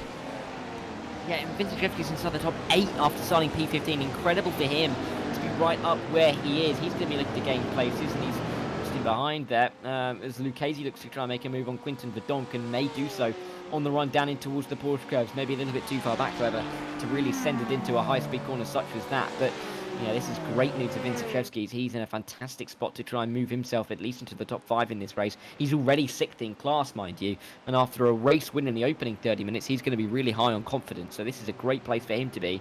But yeah, really gutting for Robin Brown to be shoved to the back of the order, but to have now the 2 championship leaders in a way, of Leskinen and Brown at the back of the field, just goes to show that this is kind of anybody's game in that class. Yeah, it was a big cluster of cars heading down in the clouds at the first half of the lap. Looks quite nice going through the Porsche curves, a little bit brighter for these guys. I'm sure they can see a little bit more. Sam Derbyshire a little bit squirrely going off the circuit there momentarily in his pursuit of Biagio Cruciale. Of course, no points on offer for the green and silver DDK machine. If he can get through, he's got to be careful though, because Dominic Sanity is right there ready to pounce as well in his Acura. Luke Lucchese is just off the back of this pack as well. Has he got himself past Ignas Vinciszewski's? I think he might have done, potentially going through Indianapolis, at least down the run toward the Porsche curves. In a moment I'll try and see how Vinciszewski got such a good start, but at the moment Luke Lucchese up 5 places, Vinciszewski up 7. Most of the top 19 have gained places, of course, at the expense of Robin O'Brown, Luke Van Goortel and Kalle Leskinen, the 3 drivers who dropped right down the order. Leskinen and Van Goortel from their own mistake, and O'Brown collateral damage, sadly, from the latter. Former, even. Yeah, and it's really, gutting for him. Really to be shoved and shoveled down the order like that. I mean, Kalle Leskinen's had a 5-minute 7 lap time to kick off the race. That is just horrendous for him. Some 40 seconds off really what they should be doing, and that's with all of the incidents that he's found himself involved in. Moment for Luke Van Goortel. He nearly went around, actually, going down into Turks Rouge, lucky to hold the car underneath him. Wide goes from Gonzalez, through comes Clyde Veyer, and I think Luke Van Goortel's going to have a go as well. Meanwhile, Sam Derbyshire, he's just made a move for P3, and I think Quinton Verdonk may make a move for P5 as well. Here we go, then it's all kicking off. Luke Lucchese is in this battle as well. Let's see what he sees as we head down toward the first chicane. As expected, not an awful lot. Really almost gaining too much, just about getting it slowed down on the outside of that Vulcan Motorsports Gold Porsche. That was Quinton Verdonk on the inside line. Lucchese made that one look easy, but sadly the gap ahead has extended somewhat. Quinton Verdonk in behind. Let's see what he sees. I think he's got a little bit of a run, does he, on Lucchese? He's got his teammate in behind him as well. Won't want to get in the way of that. In fact, Dara, it's 3 Vulcan Motorsports Gold drivers. Verdonk leading Vinciszewski's, leading Plug, and he has got that run, Verdonk, because he's now alongside Luke Lucchese, who might appear, if I cut to this camera, there he comes, Luke Lucchese up the inside, just about gets it slowed down on the outside, does Verdonk. Vinciszewski's looking for it around the outside, and are we going to see Tjek Plug coming through as well? He shuts the door. Tjek is not, sadly, close enough to make that one stick. In fact, he's under pressure from Dobrega and Humphrey. Great battle here between some of the quickest drivers in this championship. Yeah, here comes Humphrey trying to make use of these two going side by side. He's going to help out Plurg here and try and get Tristan Denobriga around the outside. I would have thought he was going to do it the other way around, but that's what he's gone for. Into the Mulsanne. Can he get it on the brakes against Denobriga? Denobriga goes deep, nearly hits into the back of Plurg. In fact, maybe does very, very lightly. But on the exit, Humphrey's going to get a great drive off for the corner. What a run this is. He's going to get a great line if he can just keep it in this position. They are, I mean, running inside of each other nearly as they make their way towards Indianapolis, and again more door-to-door banging. Humphrey's going to get the inside line. It's going to turn to the outside for Indianapolis. Who blinks first in this battle? Yeah, as if being inside one RDSA car last week wasn't enough, Humphrey fancies this time going alongside the Acura. Great racing. Oh, never mind, I spoke too soon. Is that a commentator's curse, or was that bound to happen? I was just about to compliment the patience of Denobriga under braking, the patience of Humphrey to just steady on into the right-hander. Sadly there, Denobriga, for the third race running, has been turned around, no fault of his own, and he's dropped down the order. P11 in class, P15 overall. Clyde Veyer in behind him now. Denobriga will be thinking, what do I have to do in this championship to stay out of trouble? And sadly for him, it's another race where that has not been possible. Further up the order though, Cutrale still in the mix, but he's got to be careful because he's got Luke Lucchese and Ignas Fincheszewskis and Czech Plurg in behind him, who'll be looking to get on with things very shortly indeed. Yeah, we'll be looking to make sure that they can shorten off the amount of time they're feeling like they're under pressure in a race like this. Cutrale is slipping down the order. You can see him offline, and like I said earlier, once you're offline in the Porsche curves, you can see 2, 3, 4 cars coming through, and it will be Plurg, the next one to maybe have a go at the Italian in the Ferrari. Goodbye. Pretty easy. But Donk is going to come through as well. Goodbye. That was pretty easy. And I think Humphrey will be through as well. Devastating, really, for Cutrale. Out of contention in this race. And from 4 drivers that we had in that pro class up in the top 5, we are now left with just the one, Joe. Yeah, we are. That didn't quite go how we thought it would, but mostly those guys have made it through. Big effort by Van Zijs there. 26-4. A second away from Justin Eloff, who's nearly 5 seconds clear at the front of the order. Humphrey also dropping down a little brief disconnection there as the Vulcan Motorsports Gold driver of Verdonk goes around the outside, and I was going to cut back in just a moment to just analyse that coming together between Humphrey and Denobriga. Very, very slight, not much fault either way, but huge repercussions for Denobriga, who fell right down the order. Good news is though, he's still on the circuit. He is still plugging away, bringing home some points, but it's a long old slog trying to recover what was a pretty good position for him at the moment. Humphreys withstood the pressure from Verdonk for the time being as we head now onto the second lap the third lap. Is it the third lap, Tara, or am I? It is the third lap, yes. The third lap of the race. Yes, they go on for that long, and so much has happened in the opening 10 minutes, you forget how many laps we are on. And Jim Gonzalez, Robin Noel Brown doing well. Clyde Veyer getting past Dominic Horvastanity just on the exit of Dunlop down toward the first corner, and I was just about to highlight these two, and they've had it coming together. Ideal, that, isn't it, really? Gonzalez and Josh Vanessa, what has happened? This is Robin Noel Brown watching things happen in front of him. Well. Yeah, I think that one's just a little bit of a... Yeah. Is he blindsided, Robin, there? Perhaps the spray, or does he just... Oh, yeah, it's difficult, because you wouldn't expect the pace to be so different there, but I think Robin will hold his hands up on that one, because sadly, he drove straight into the back of Jim Gonzalez in that occasion. Got damage on the front of his Porsche for good measure, and then David Hutchinson has also had an incident that has knocked, I believe, Jim Gonzalez out of this race. David Hutchinson all on his own, maybe just snagged the brake pedal a little bit into the right-hand barrier, and that is the Access Sim Sports driver round there as well. Yeah, not what he needed, but little mistakes creeping in, maybe drivers getting a little bit fatigued as we get towards the end of the evening's worth of racing. These guys can't be fatigued though. Sam Derbyshire going for the move, the Northern Irishman, looking to try and dispatch the Dutchman, and pretty easy. No, not really too much to say about that one, because he got to the inside line and Victor Van Zijs just kind of gave it to him in the end. Deep though from Luke Lucchese. Here comes racing winner Vincent Jevskis. Lucchese comes back towards the racing line. Vincent Jevskis is there, but he's through. He's up into the top 4, and Plurg may try and follow him through. The Vulcan Motorsports drivers working as a pack, it seems. Yeah, doing very well, these three at the moment. Lucchese without his teammates again, it seems, in this race, and it looks as though Plug is slowly gaining. Vinciszewski's here, could just let off and try and make it a little bit harder for Lucchese to get a good run. The battle will continue. Same place as what Denobriga struggled in this time round. Lucchese also door to door, but does manage to hold on to that one. Will hold on to this camera for the moment. Not anymore, because Lucchese's got the power down, got that one through. Vinciszewski's might fancy it moving from right to left there. You've got to be careful though, because his teammate now of Czech Plug is going to have a great run on the pair of these, and might it be wise for Vinciszewski's to let these two do battle, let the championship leaders go head to head, see who comes out on top. William Humphrey can sit nicely in behind, and as we approach the halfway stage of this race, Dara, I think the battle for this top final position on the podium is going to be incredible between these 3 or 4 drivers here.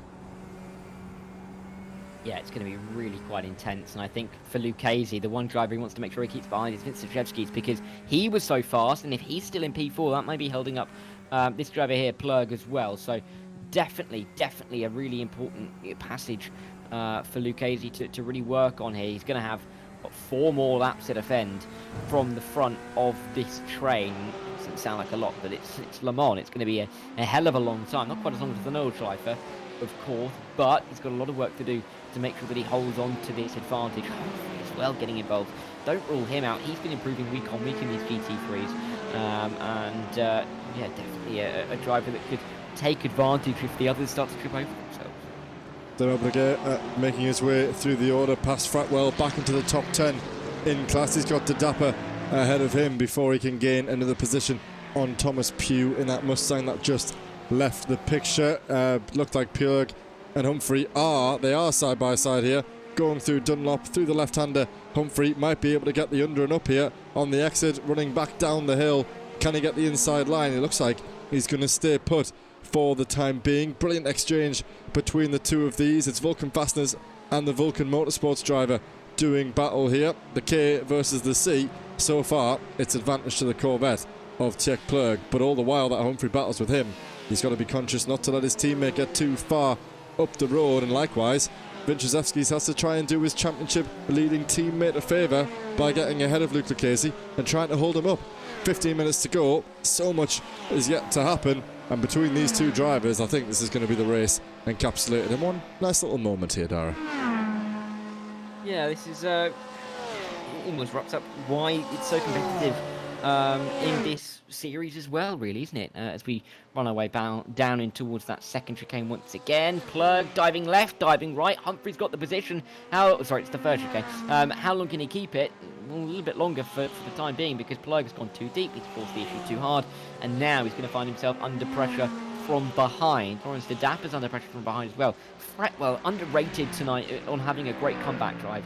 He really has been impressive in being able to get himself to the top 4 and maybe to the podium after starting right towards the back of the field as well. But back up to the battle for the podium in the elite class, and it's Lucchese, Vinciszewski's again. Lucchese's lost out on the straight again. Can he get it back? Not this time. He's going to have to concede, and is he able to keep up, or can Ignis almost run away with this towards the top 2? Yeah, let's see. It's a nice gap of 5 seconds now ahead of Vinciszewski's towards the leading 2, of course. I'm not quite sure.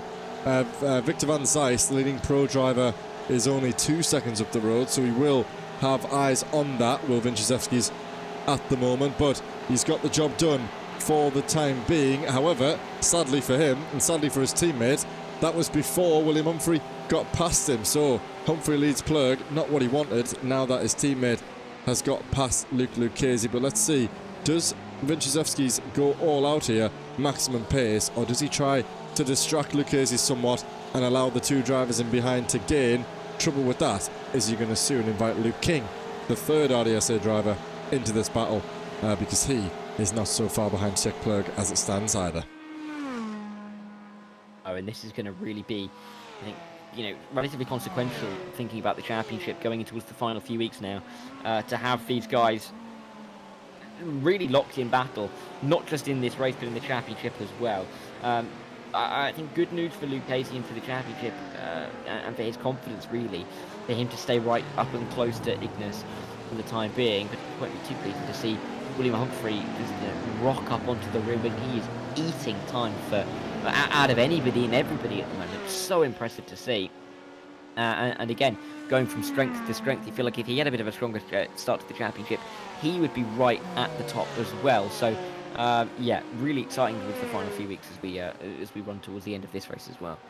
Yeah, in busy traffic, William Humphrey, best part of 7 or 8 tenths quicker than all of the cars around him. Slightly, nearly a second and a half away from Sam Derbisher's last lap time, of course, but Sam running mostly in free air toward the front of the order. 4 seconds in front, nearly 4.5 seconds in behind, so nice and comfortable running at the moment for the leading Corvette. But to be in this battle for Humphrey, to still set lap times best part of a second quicker than all the drivers ahead, really does demonstrate exactly what he is doing behind the wheel of his Porsche. But it's all settled down a little bit, not so frantic between these leading drivers in the elite division fighting over the final place on the podium. But let's not count out Luke King, Quinten van Donk even down there in P9. One slip up from any of these guys ahead could invite all of those guys back into this battle, and Ignis has already gained. Coming out of the second chicane, he was 2 seconds behind the leading pro driver. Now Van Zijs has to be careful here not to cost himself, maybe let this cluster of elite drivers through corner after corner, potentially down the straights, let them continue the battle before Vincent gets frustrated in behind. He's got to dispatch them soon. We saw Luke Lucchese lose the lead of the race to some extent behind blue flag drivers this time last week around Road Atlanta. Let's hope that Vincent doesn't have the same thing happen to him this time. Got to dispatch Van Zijs. All of them have to be careful in these conditions. The rain will not let up. 11 minutes to go here for all of these drivers to keep it where they are. So far, so good. And just like that, Humphrey all over the back of Lucchese. Yep, and they have these 3 laps to just settle it out between themselves here. William Humphrey just tucking out from the slipstream momentarily as they work their way into the meaty part of this Mulsanne straight. He's just going to fly through on Luke Lucchese. They're in the same machine in terms of being in the Porsche, but William Humphrey just has far more straight line speed. That's been a running theme, hasn't it? It felt like the last few weeks that the RDSA drivers have maybe just put a bit more downforce on the car, because I remember at Road Atlanta, particularly in the wet, they just seemed slow down the straights. They seem to slow down the straights now as well. Really, really bizarre, isn't it, to kind of see that team particularly struggle with that. Maybe it's a strategy choice in terms of the setup, but yeah, not helping them out at all. And William Humphrey is now going after Vincent. He's in the spray up there somewhere, and before too long, it could be Humphrey leading the charge towards the top 2. Yeah, it is interesting because in the mixed condition races that we've seen so far this season, it's difficult to predict exactly when that is going to arrive. When is the track going to dry? When is the rain going to arrive? Whereas tonight, everyone knew that it was going to be more or less full wet conditions for the entirety, so they could have arrived with that setup in mind. It's hard to tell, Dara. I'm not quite sure what kind of setups these drivers prefer. I don't know if RDSA have a preference, perhaps a little bit more straight line speed or not, but so far you're right, Luke just looks like he's dropping off the back in the straight line. As you can see, the gap between the pair of them last lap, they were effectively bumper to bumper. Now Vincent, albeit being held up slightly by Van Zijs, is really starting to get away from Luke Lucchese. Sadly though, Tech Plug not really closing that gap. At the moment, it's the Vulcan Motorsports leading RDSA, leading Vulcan, leading RDSA, leading Vulcan. And as you said, around, I believe, the first time you called that one out, Dara, it was actually round 1. Very palindromic between the Vulcan drivers and the RDSA drivers at the moment. Who did you see? Again, it's just showed how well matched they have been generally as teams, but particularly on pace throughout this season. RDSA have been able to, or gained quite a good advantage in the early stages, but Vulcan really now starting to come into their own that little bit more. And with Vincent Krivsky's, up and down form that you touched upon earlier, it's fair to say that I think they could be, or they could have expected of themselves just a little bit more in terms of their championship points as a team. But tonight, Vincent Krivsky's not really putting a foot wrong, doing an excellent job to get the win in the opening race, and the moment get them back onto the podium for race number 2. So yeah, credit where credit's due really doing a fantastic job, as is this man, Victor Van Zijs, who we're having a look at now in the Pro Class, 12 seconds ahead of Kutrale. He just kept his head in the early stages when the others started to, well, either make mistakes or get hit, quite frankly. But yeah, definitely an exciting evening for Victor Van Zijs. He's going to be delighted if he doesn't get collected by some of these pro drivers, elite drivers trying to come through. Yeah, I'm really hoping that Denobra gets through on this driver, because then it really will be a good thing to show up. Door banging there as William Humphrey looks to get past Victor Van Zijs. I believe he has done. That's something that we said. Victor's got to be careful.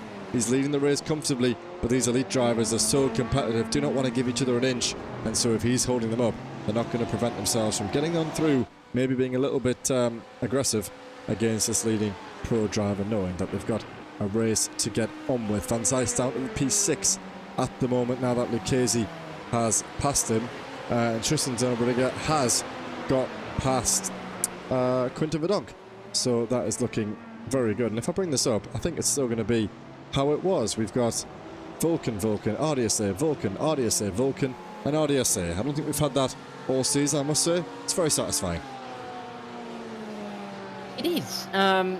Great to see, isn't it, really, at this stage of the race, but very satisfying, really. 7 minutes to go. Probably not for some of the RDSA drivers who'd like to be a little bit higher up the order. Probably not for the Vulcans either. They'd like to be ahead of the RDSAs, but as it is, shows how well matched they've been tonight. And interesting to see that we could see an RDSA in the lead of the race. Justin Eloff has lost that advantage. All of a sudden, Sam Derbyshire is here and ready to make a move. Outside line's where it's going to be. Huge overspeed again, the RDSA in a straight line, just not there. Sam Derbyshire, all of a sudden, he's in the lead of the race. Well, he's gained 6 positions, I think. Is that overall or in class? I'm not quite sure. But he's had a mega start to this race, and all of a sudden he's gone from fighting somewhere in that upper echelon, the top 10, top 6 somewhere. Now he leads the race. 6 minutes to go. There will only be 2 laps in fact, 2 laps including this one, more than likely. So a great time for Sam Derbyshire, the DDK Racing team, to get himself through, up and past Justin Eloff, who started this race so well. So far, so good for Sam Derbyshire, of course.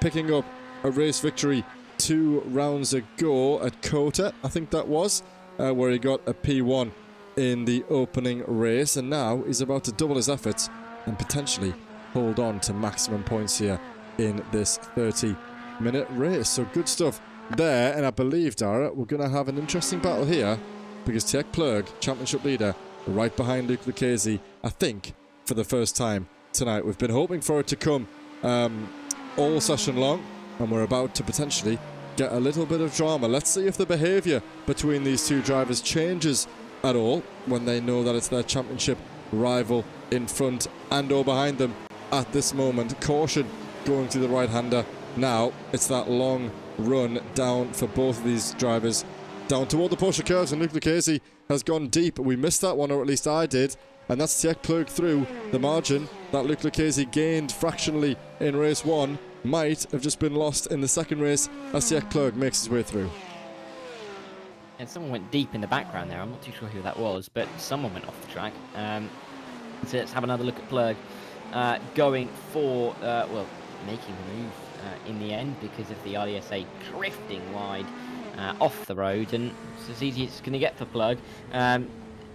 Again, from his point of view, makes his braking point. The car in front's gone deep, off the road, offline, in the standing water, and then there's the move that could be so crucial. And for Lucchese to lose out the position like this to his championship rival, that really is gutting. Just to see him disappear, that's heartbreaking really for Lucchese, and it's just another symptom of the difficult form he finds himself in at the moment. Yeah, it is. I want to highlight that because, as I said, the behaviour, we don't often see Lucchese making small mistakes like that. Sadly for him, costly, somewhat undone the effort that he managed to reduce in race 1. He's now let his championship rival back through the order. Luke King within a second of him as well, although I doubt a move will be made there. This is Luc Van Goorl pushing Dominic Oversanity down toward the Porsche curves, I think this is.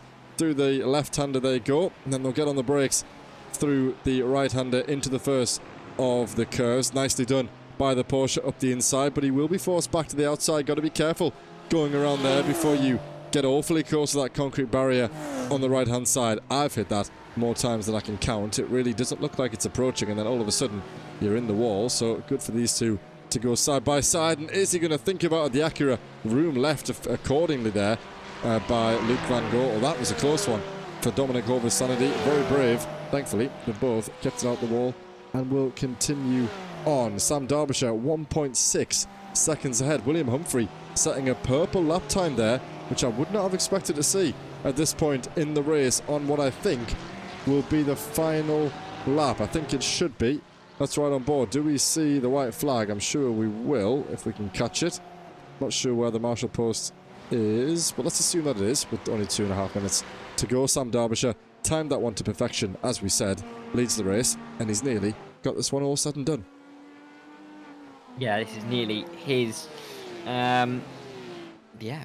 his way to almost steal the victory towards the end of the race. I think Justin Elliott will feel slightly hard done by. I mean, it's not necessarily, you can't really feel hard done by the fact that Sam Derbyshire's just had the pace, but Derbyshire's just really done too much to make this move. He's lost quite a lot of time to the likes of Vincic and Humphrey, but he's been in the right place in the right time, and he looks like he's going to pick up the pieces because of it. Vincic actually may have a go for P2 here. We know how bad that RDSA is in a straight line. Are we going to see him move into the first chicane? Yes, we are. He just flies, but it's not even a competition. Yeah, like a different class, you could say there. Different engine. And Victor Shevsky gets himself up to P2. Then this will be his best session of the season. Like we said earlier, he's only had one podium. Never mind getting two in one night. Will William Humphrey be able to make this one work as well? Because it's another straight line for the RDSA to deal with. And not only that, Humphrey looks like he's going to be on that favoured inside line. It could go from bad to worse for Justin Elliott, who led for 80%, if not more, of this race. And now all of a sudden, he's gone from first to fourth in the matter of 2 laps here. Not even 2 laps. And that's William Humphrey now into the top 3. Luke Lucchese still putting pressure on Tjek Plug as they come out of the second chicane. This is where it matters for Lucchese. If he can get through, then it'll have been about as good a night as he could hope for in terms of reducing that 25, now 22 point deficit. If he can get through on him now, then he might reduce that even more. Stuck to the outside line for Lucchese. The difference between 5th and 6th in this race is just another 3 points. So it's the difference between net 0 or +6 for Lucchese tonight if he can get this one done. Yeah, and this is going to be a really, really important move here if he can make it. The difficulty is it's not being a good car in a straight line here, and unless he wants to make a move at the Porsche curves, it's going to be difficult to make any kind of good run here on his championship ride. Well, maybe down into his Indianapolis, he's gaining, but so slowly, nowhere near enough that he can really feel like he has a full send. Or maybe he can. He's gaining that little bit more, less than a car length behind now. Is he going to pull out? He's going to go to the outside line. It has to be committed if he's going to make this move, and that wasn't really committed into the first part of the corner. Indianapolis is going to arrive, and he's going to be well behind Plug here, and it feels like there's no more chance for Lucchese unless there's a big mistake by the Dutchman. Yeah, let's see Lucchese doing right to fill his mirrors here. Can he force the issue? Doesn't want to do too much. He's cost himself on the exit a little bit there, I think, trying to put off the Dutchman ahead. So far, so good for Tjek Plug. That is going to net out the result, I believe, of the first race and keep these two exactly where they were differential-wise coming into this one. Unless, of course, there's a mistake coming through the Porsche curves. I do not want to miss Sam Derbyshire crossing the line. Equally, I do not want to miss Luke Lucchese and Tjek Plug doing battle in one of the trickiest sections of the circuit. So I've got my eyes on the timing tower as Sam Derbyshire will come through the final chicane. We will cut to him. Tjek Plug still defending well from Luke Lucchese, the 1:24. There was a little opportunity there for him to come through. Lucchese decides not to go for it, holds out on that one as Sam Derbyshire makes his way through the final chicane. Let's watch this braking zone and then we'll cut to him. Is Lucchese going to make a move? No, he's not. He's going to stay where he is, and Sam Derbyshire mounts the final curb, makes his way through and wins in the Elite Division. A cracking session for the Corvette, just ahead of Ignis and William Humphrey to cross the line in second and third. Luke Lucchese and Tjek Plug finishing bumper to bumper, just 0.3 of a second away, 1/10 of a second between the pair of them as they crossed the line. Victor Van Zijs, great session for him. Started right at the front, stayed where he needed to, won out by nearly 20 seconds as the rest of the Pro class crossed the line, Dara. And here comes Clyde Veyer. Could this be potentially his best result of the season, getting himself into P2 and on the podium? Yeah, really good for him, especially after the disappointment earlier on in the evening with the spin that he found at Indianapolis and the fact that he was right the way down the order. Great for Clyde to be inside the top 2. And I mean, I think he started, outside the top 20. 22nd, in fact, it was, if memory serves me correctly, for this race. So great to see him move his way through. And for Fretwell as well, to recover to a podium is excellent. Actually, I've just seen him pop into the waiting for interview booth. He's keen, Joe. Who was that, Clyde or Alex? No, Fretwell. Alex, there we go, straight away. Alex ready for a chat. Kalle Leskinen, of course, spun at the first chicane right at the start of the race. Dropped down 14 places from the start. It's still okay for him because Robin Noel Brown finished 1 position behind him. So the points gained, again, similar to the Elite Championship, the points gained by Noel Brown in race 1 could potentially have netted themselves out. It's not quite as clear-cut as it is in the Elite standings, but Leskinen will be disappointed that he hasn't been able to convert a really strong result again to get back on the horse, but all the while, at least Robin Noel Brown wasn't able to capitalise too much after he also had that incident with, was it Victor Van Zijs or Luc Van Goortel? I think it was Luc Van Goortel, one of those teammates for sure, in MRK, who sadly made contact going into the right-hander after the second chicane. And that will conclude us. We've got lots of drivers waiting to speak to us. The race winner, our race winner from race 1 and race 2, in fact. Tjek Plug, championship leader, waiting as well. So some high caliber in the interview booth waiting to speak to us. But first, once we have them, we'll bring you the race results from that second feature race.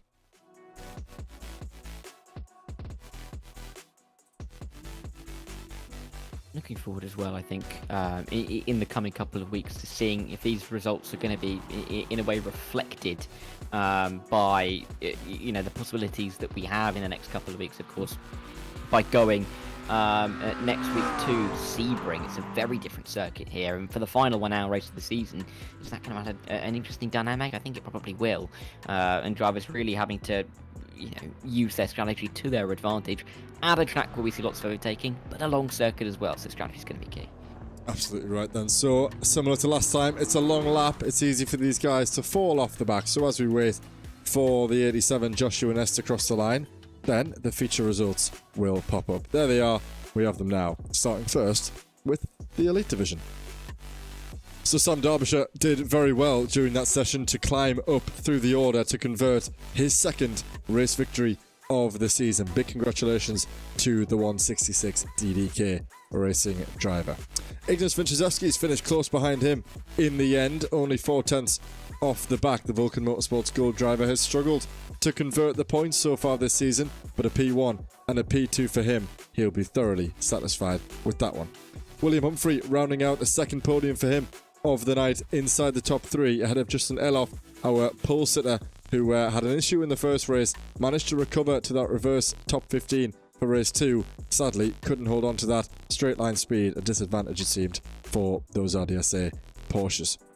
Tjek Plug finishing ahead of Luke Lucchese to probably net the points lost in that opening round to finish in the top 5, and then it is the 3 RDSA drivers, Lucchese, King and Denobriga, 6, 7 and 8, finishing ahead of the 3rd Vulcan Motorsports Gold driver of Quinton Badonk.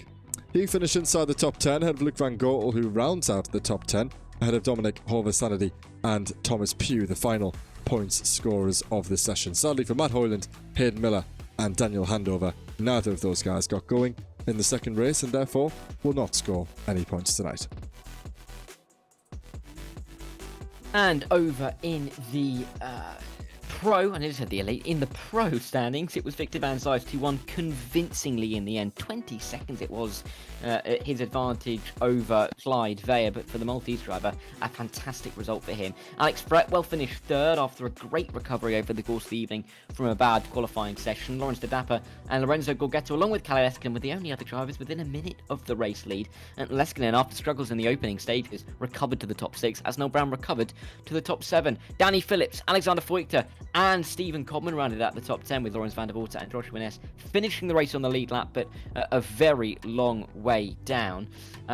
We've got Kutrale a lap away in P13 after the struggles he had in the opening stages, with David Hutcherson, Ewan Gonzalez and Austin Epe, who I don't actually believe raced a single second in this evening's action. But yes, really exciting race in the end, particularly in that second class, because there's really no way to look and so many drivers getting involved.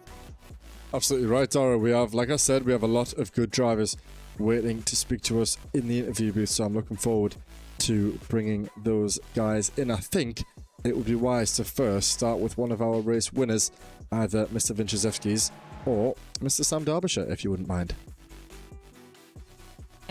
Ignis in, because of course with his first win of the season, feels only right to get him in, and Ignis joins us now. Welcome in. Ignis, can you hear us first of all? Yes, I do. Yes, I can. Hello. Welcome, Ignis. Well, welcome into the commentary booth for the first time, and I think, as we've just said, it's a very good time to speak to you. I don't know if you listen back to the broadcasts, but we always say how you've had the pace during qualifying. The results just haven't gone your way. Tonight, however, in arguably the trickiest session of the season so far, what a night it's been for you. A great return from qualifying into race one, and then a great drive through the field, alongside a lot of competition as well, let's not forget, to finish P2. So how does that feel to finally convert some strong points in this championship?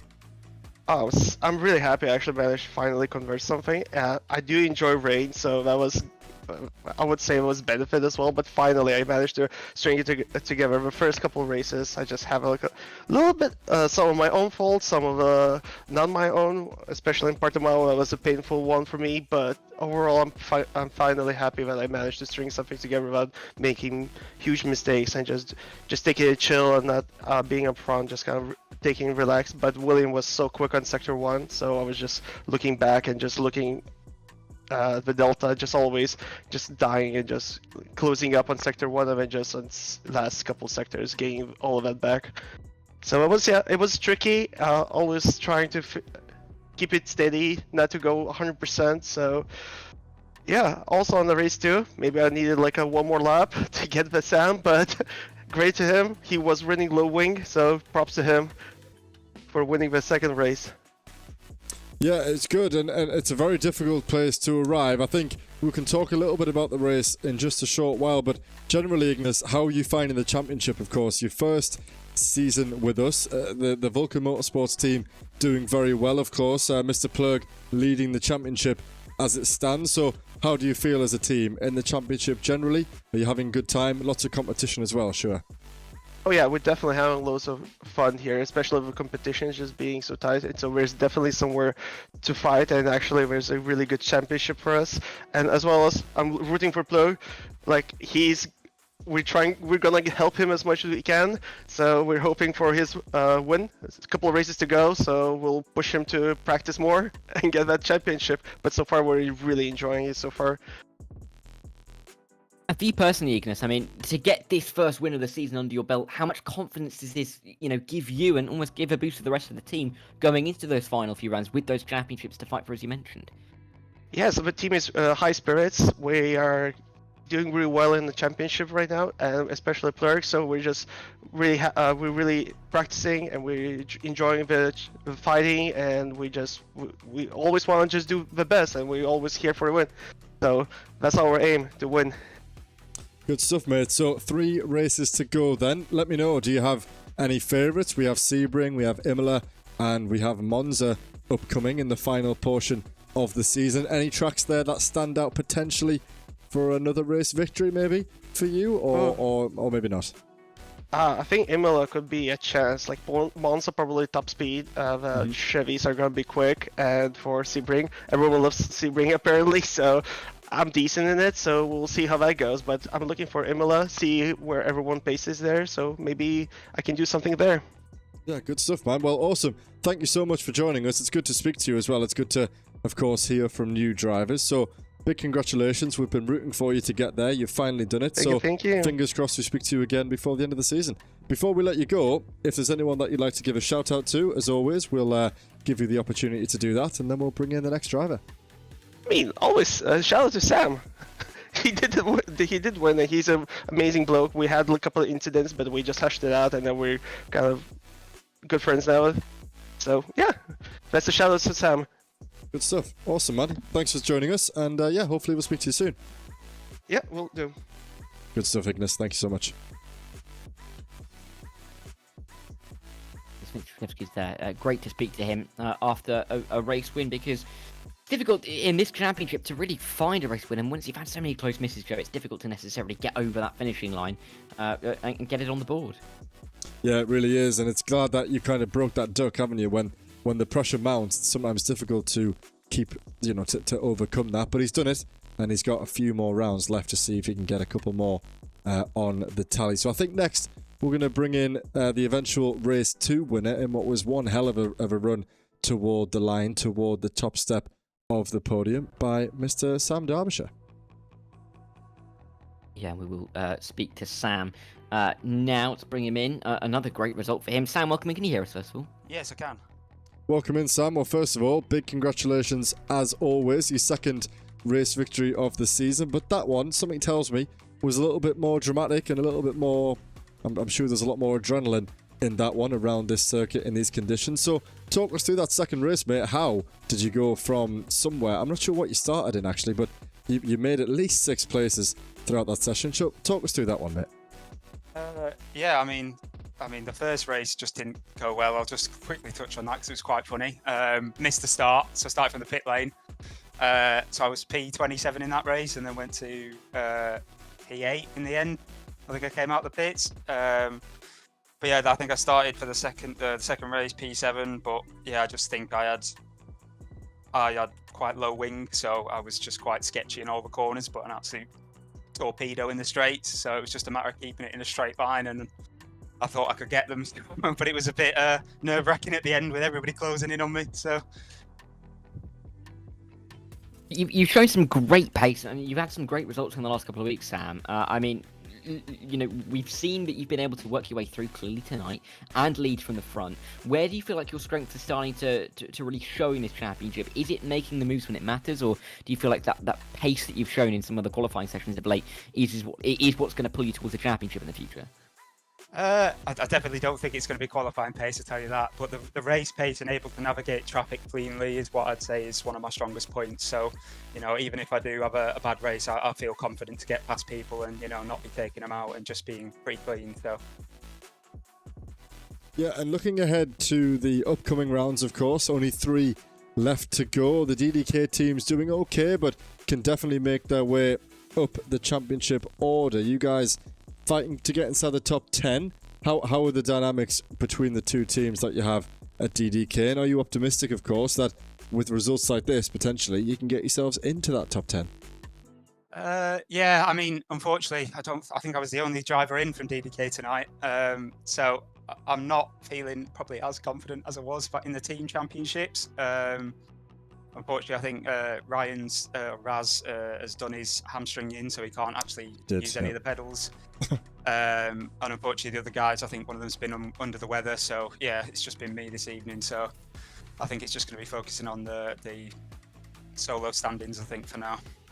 Yeah, well, you are slowly beginning to lock in that top 5. I mean, Hayden Miller came in just 12 points behind. Luke King was there or thereabouts. I think it will be a tough task to overtake William Humphrey. We've got some favourable circuits for him, I know, personally, coming up. So, yeah, maybe he can hold on to that top 5. But, of course, results like this really proves you what kind of driver you are, because these conditions, obviously, it's always it sort of levels the playing field, doesn't it? And when we see people sort of rising out from the background and winning races like this, in some style as well, by the way, to drive through the order, it shows a lot. So, fingers crossed for the next couple of weeks. We'll see where you end up, of course. But right now, top 5, I'm sure you'd have been pretty satisfied with that coming into the season.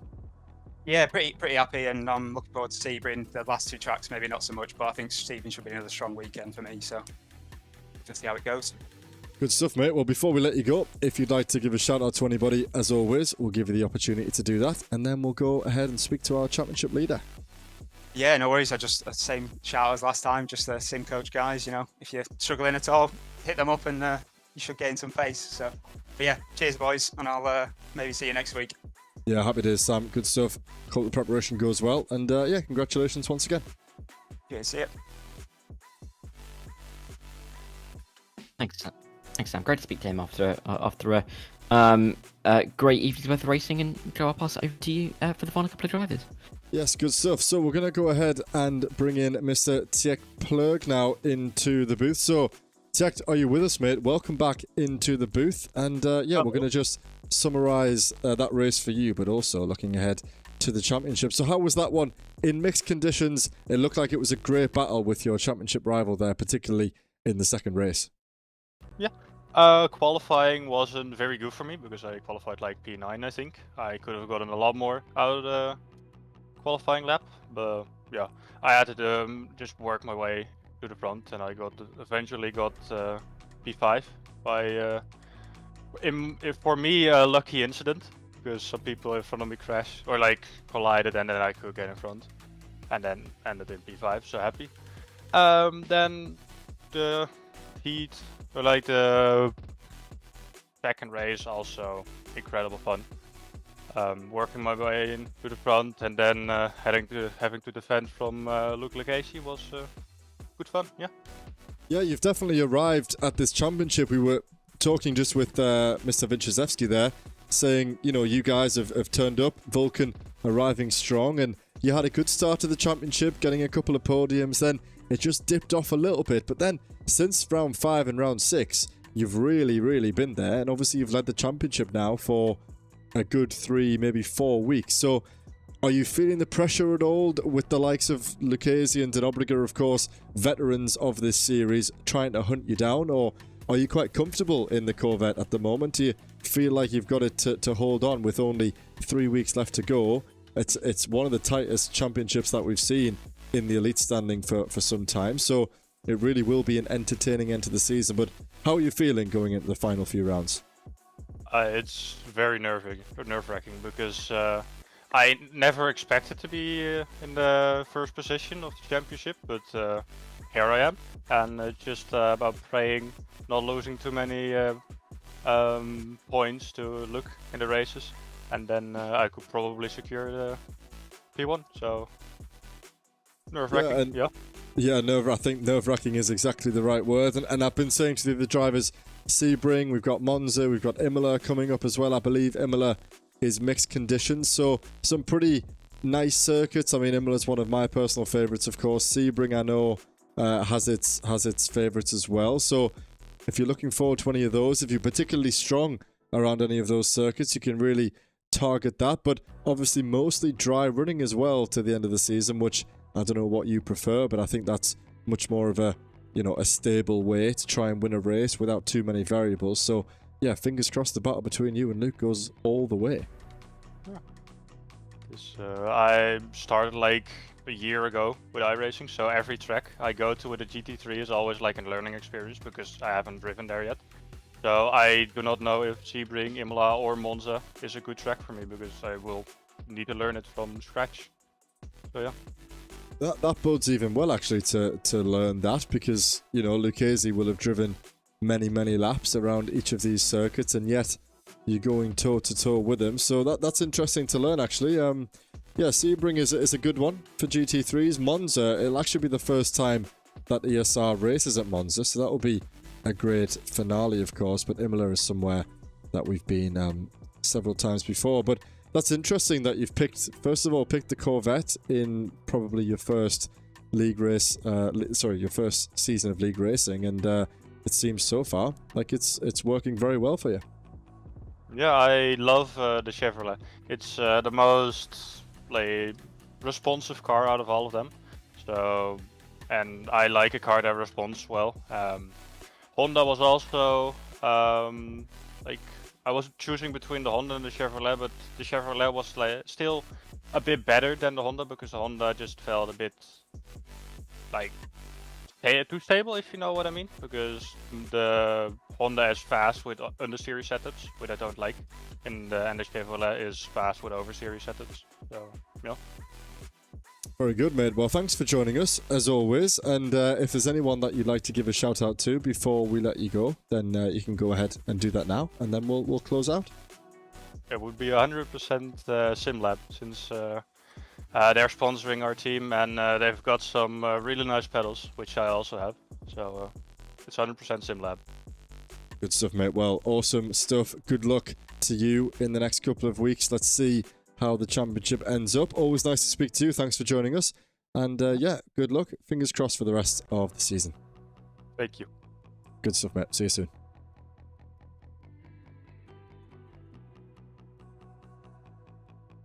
Okay, then. So, Mr. Dara did just sneak out while we were there. He has a few other things to attend to, so it's just myself at the moment to round off things here tonight, and we'll stay focused on the championship leader as we approach the final stages now. Of course, only 3 rounds left to go. Round 8 at Sebring, round 9 at Imola in mixed conditions, round 10 the finale at Monza, where we'll see that lead 177 taking on that second white 124 of Luke Lucchese, and what will be a very, very close elite championship battle. Looking good for the likes of Leskinen at the moment. Noel Brown wasn't able to gain on him. So far, so good for the Finn 3 weeks ago then, and we can take a look at how that stacks up. Before we go, lots and lots on offer, as always, here at Evolution Sim Racing. We're just about now starting to dish out plans for the upcoming season. The existing GT3 drivers will see a feedback form in the GT3 news channel, giving you guys the opportunity to give us any improvements, any areas that you'd like to maybe see changed, and respond to a particular call on some format changes for next season. So all the drivers who have access to that link, please fill that out, and yeah, we'll be sure to try and take some of your feedback in from that. So GT3 Season 8 nearly all said and done. 3 weeks to go. European GT Championship returns on Sunday evening, getting underway about 7:30 p.m. but with Mr. Bostock and Mr. Dara Thacker. That will be for round 5 at Imola. GT3s and GT4s. Formula 1 arrives there tomorrow, and we arrive there on Sunday, so that will be a great circuit to watch and to take part in.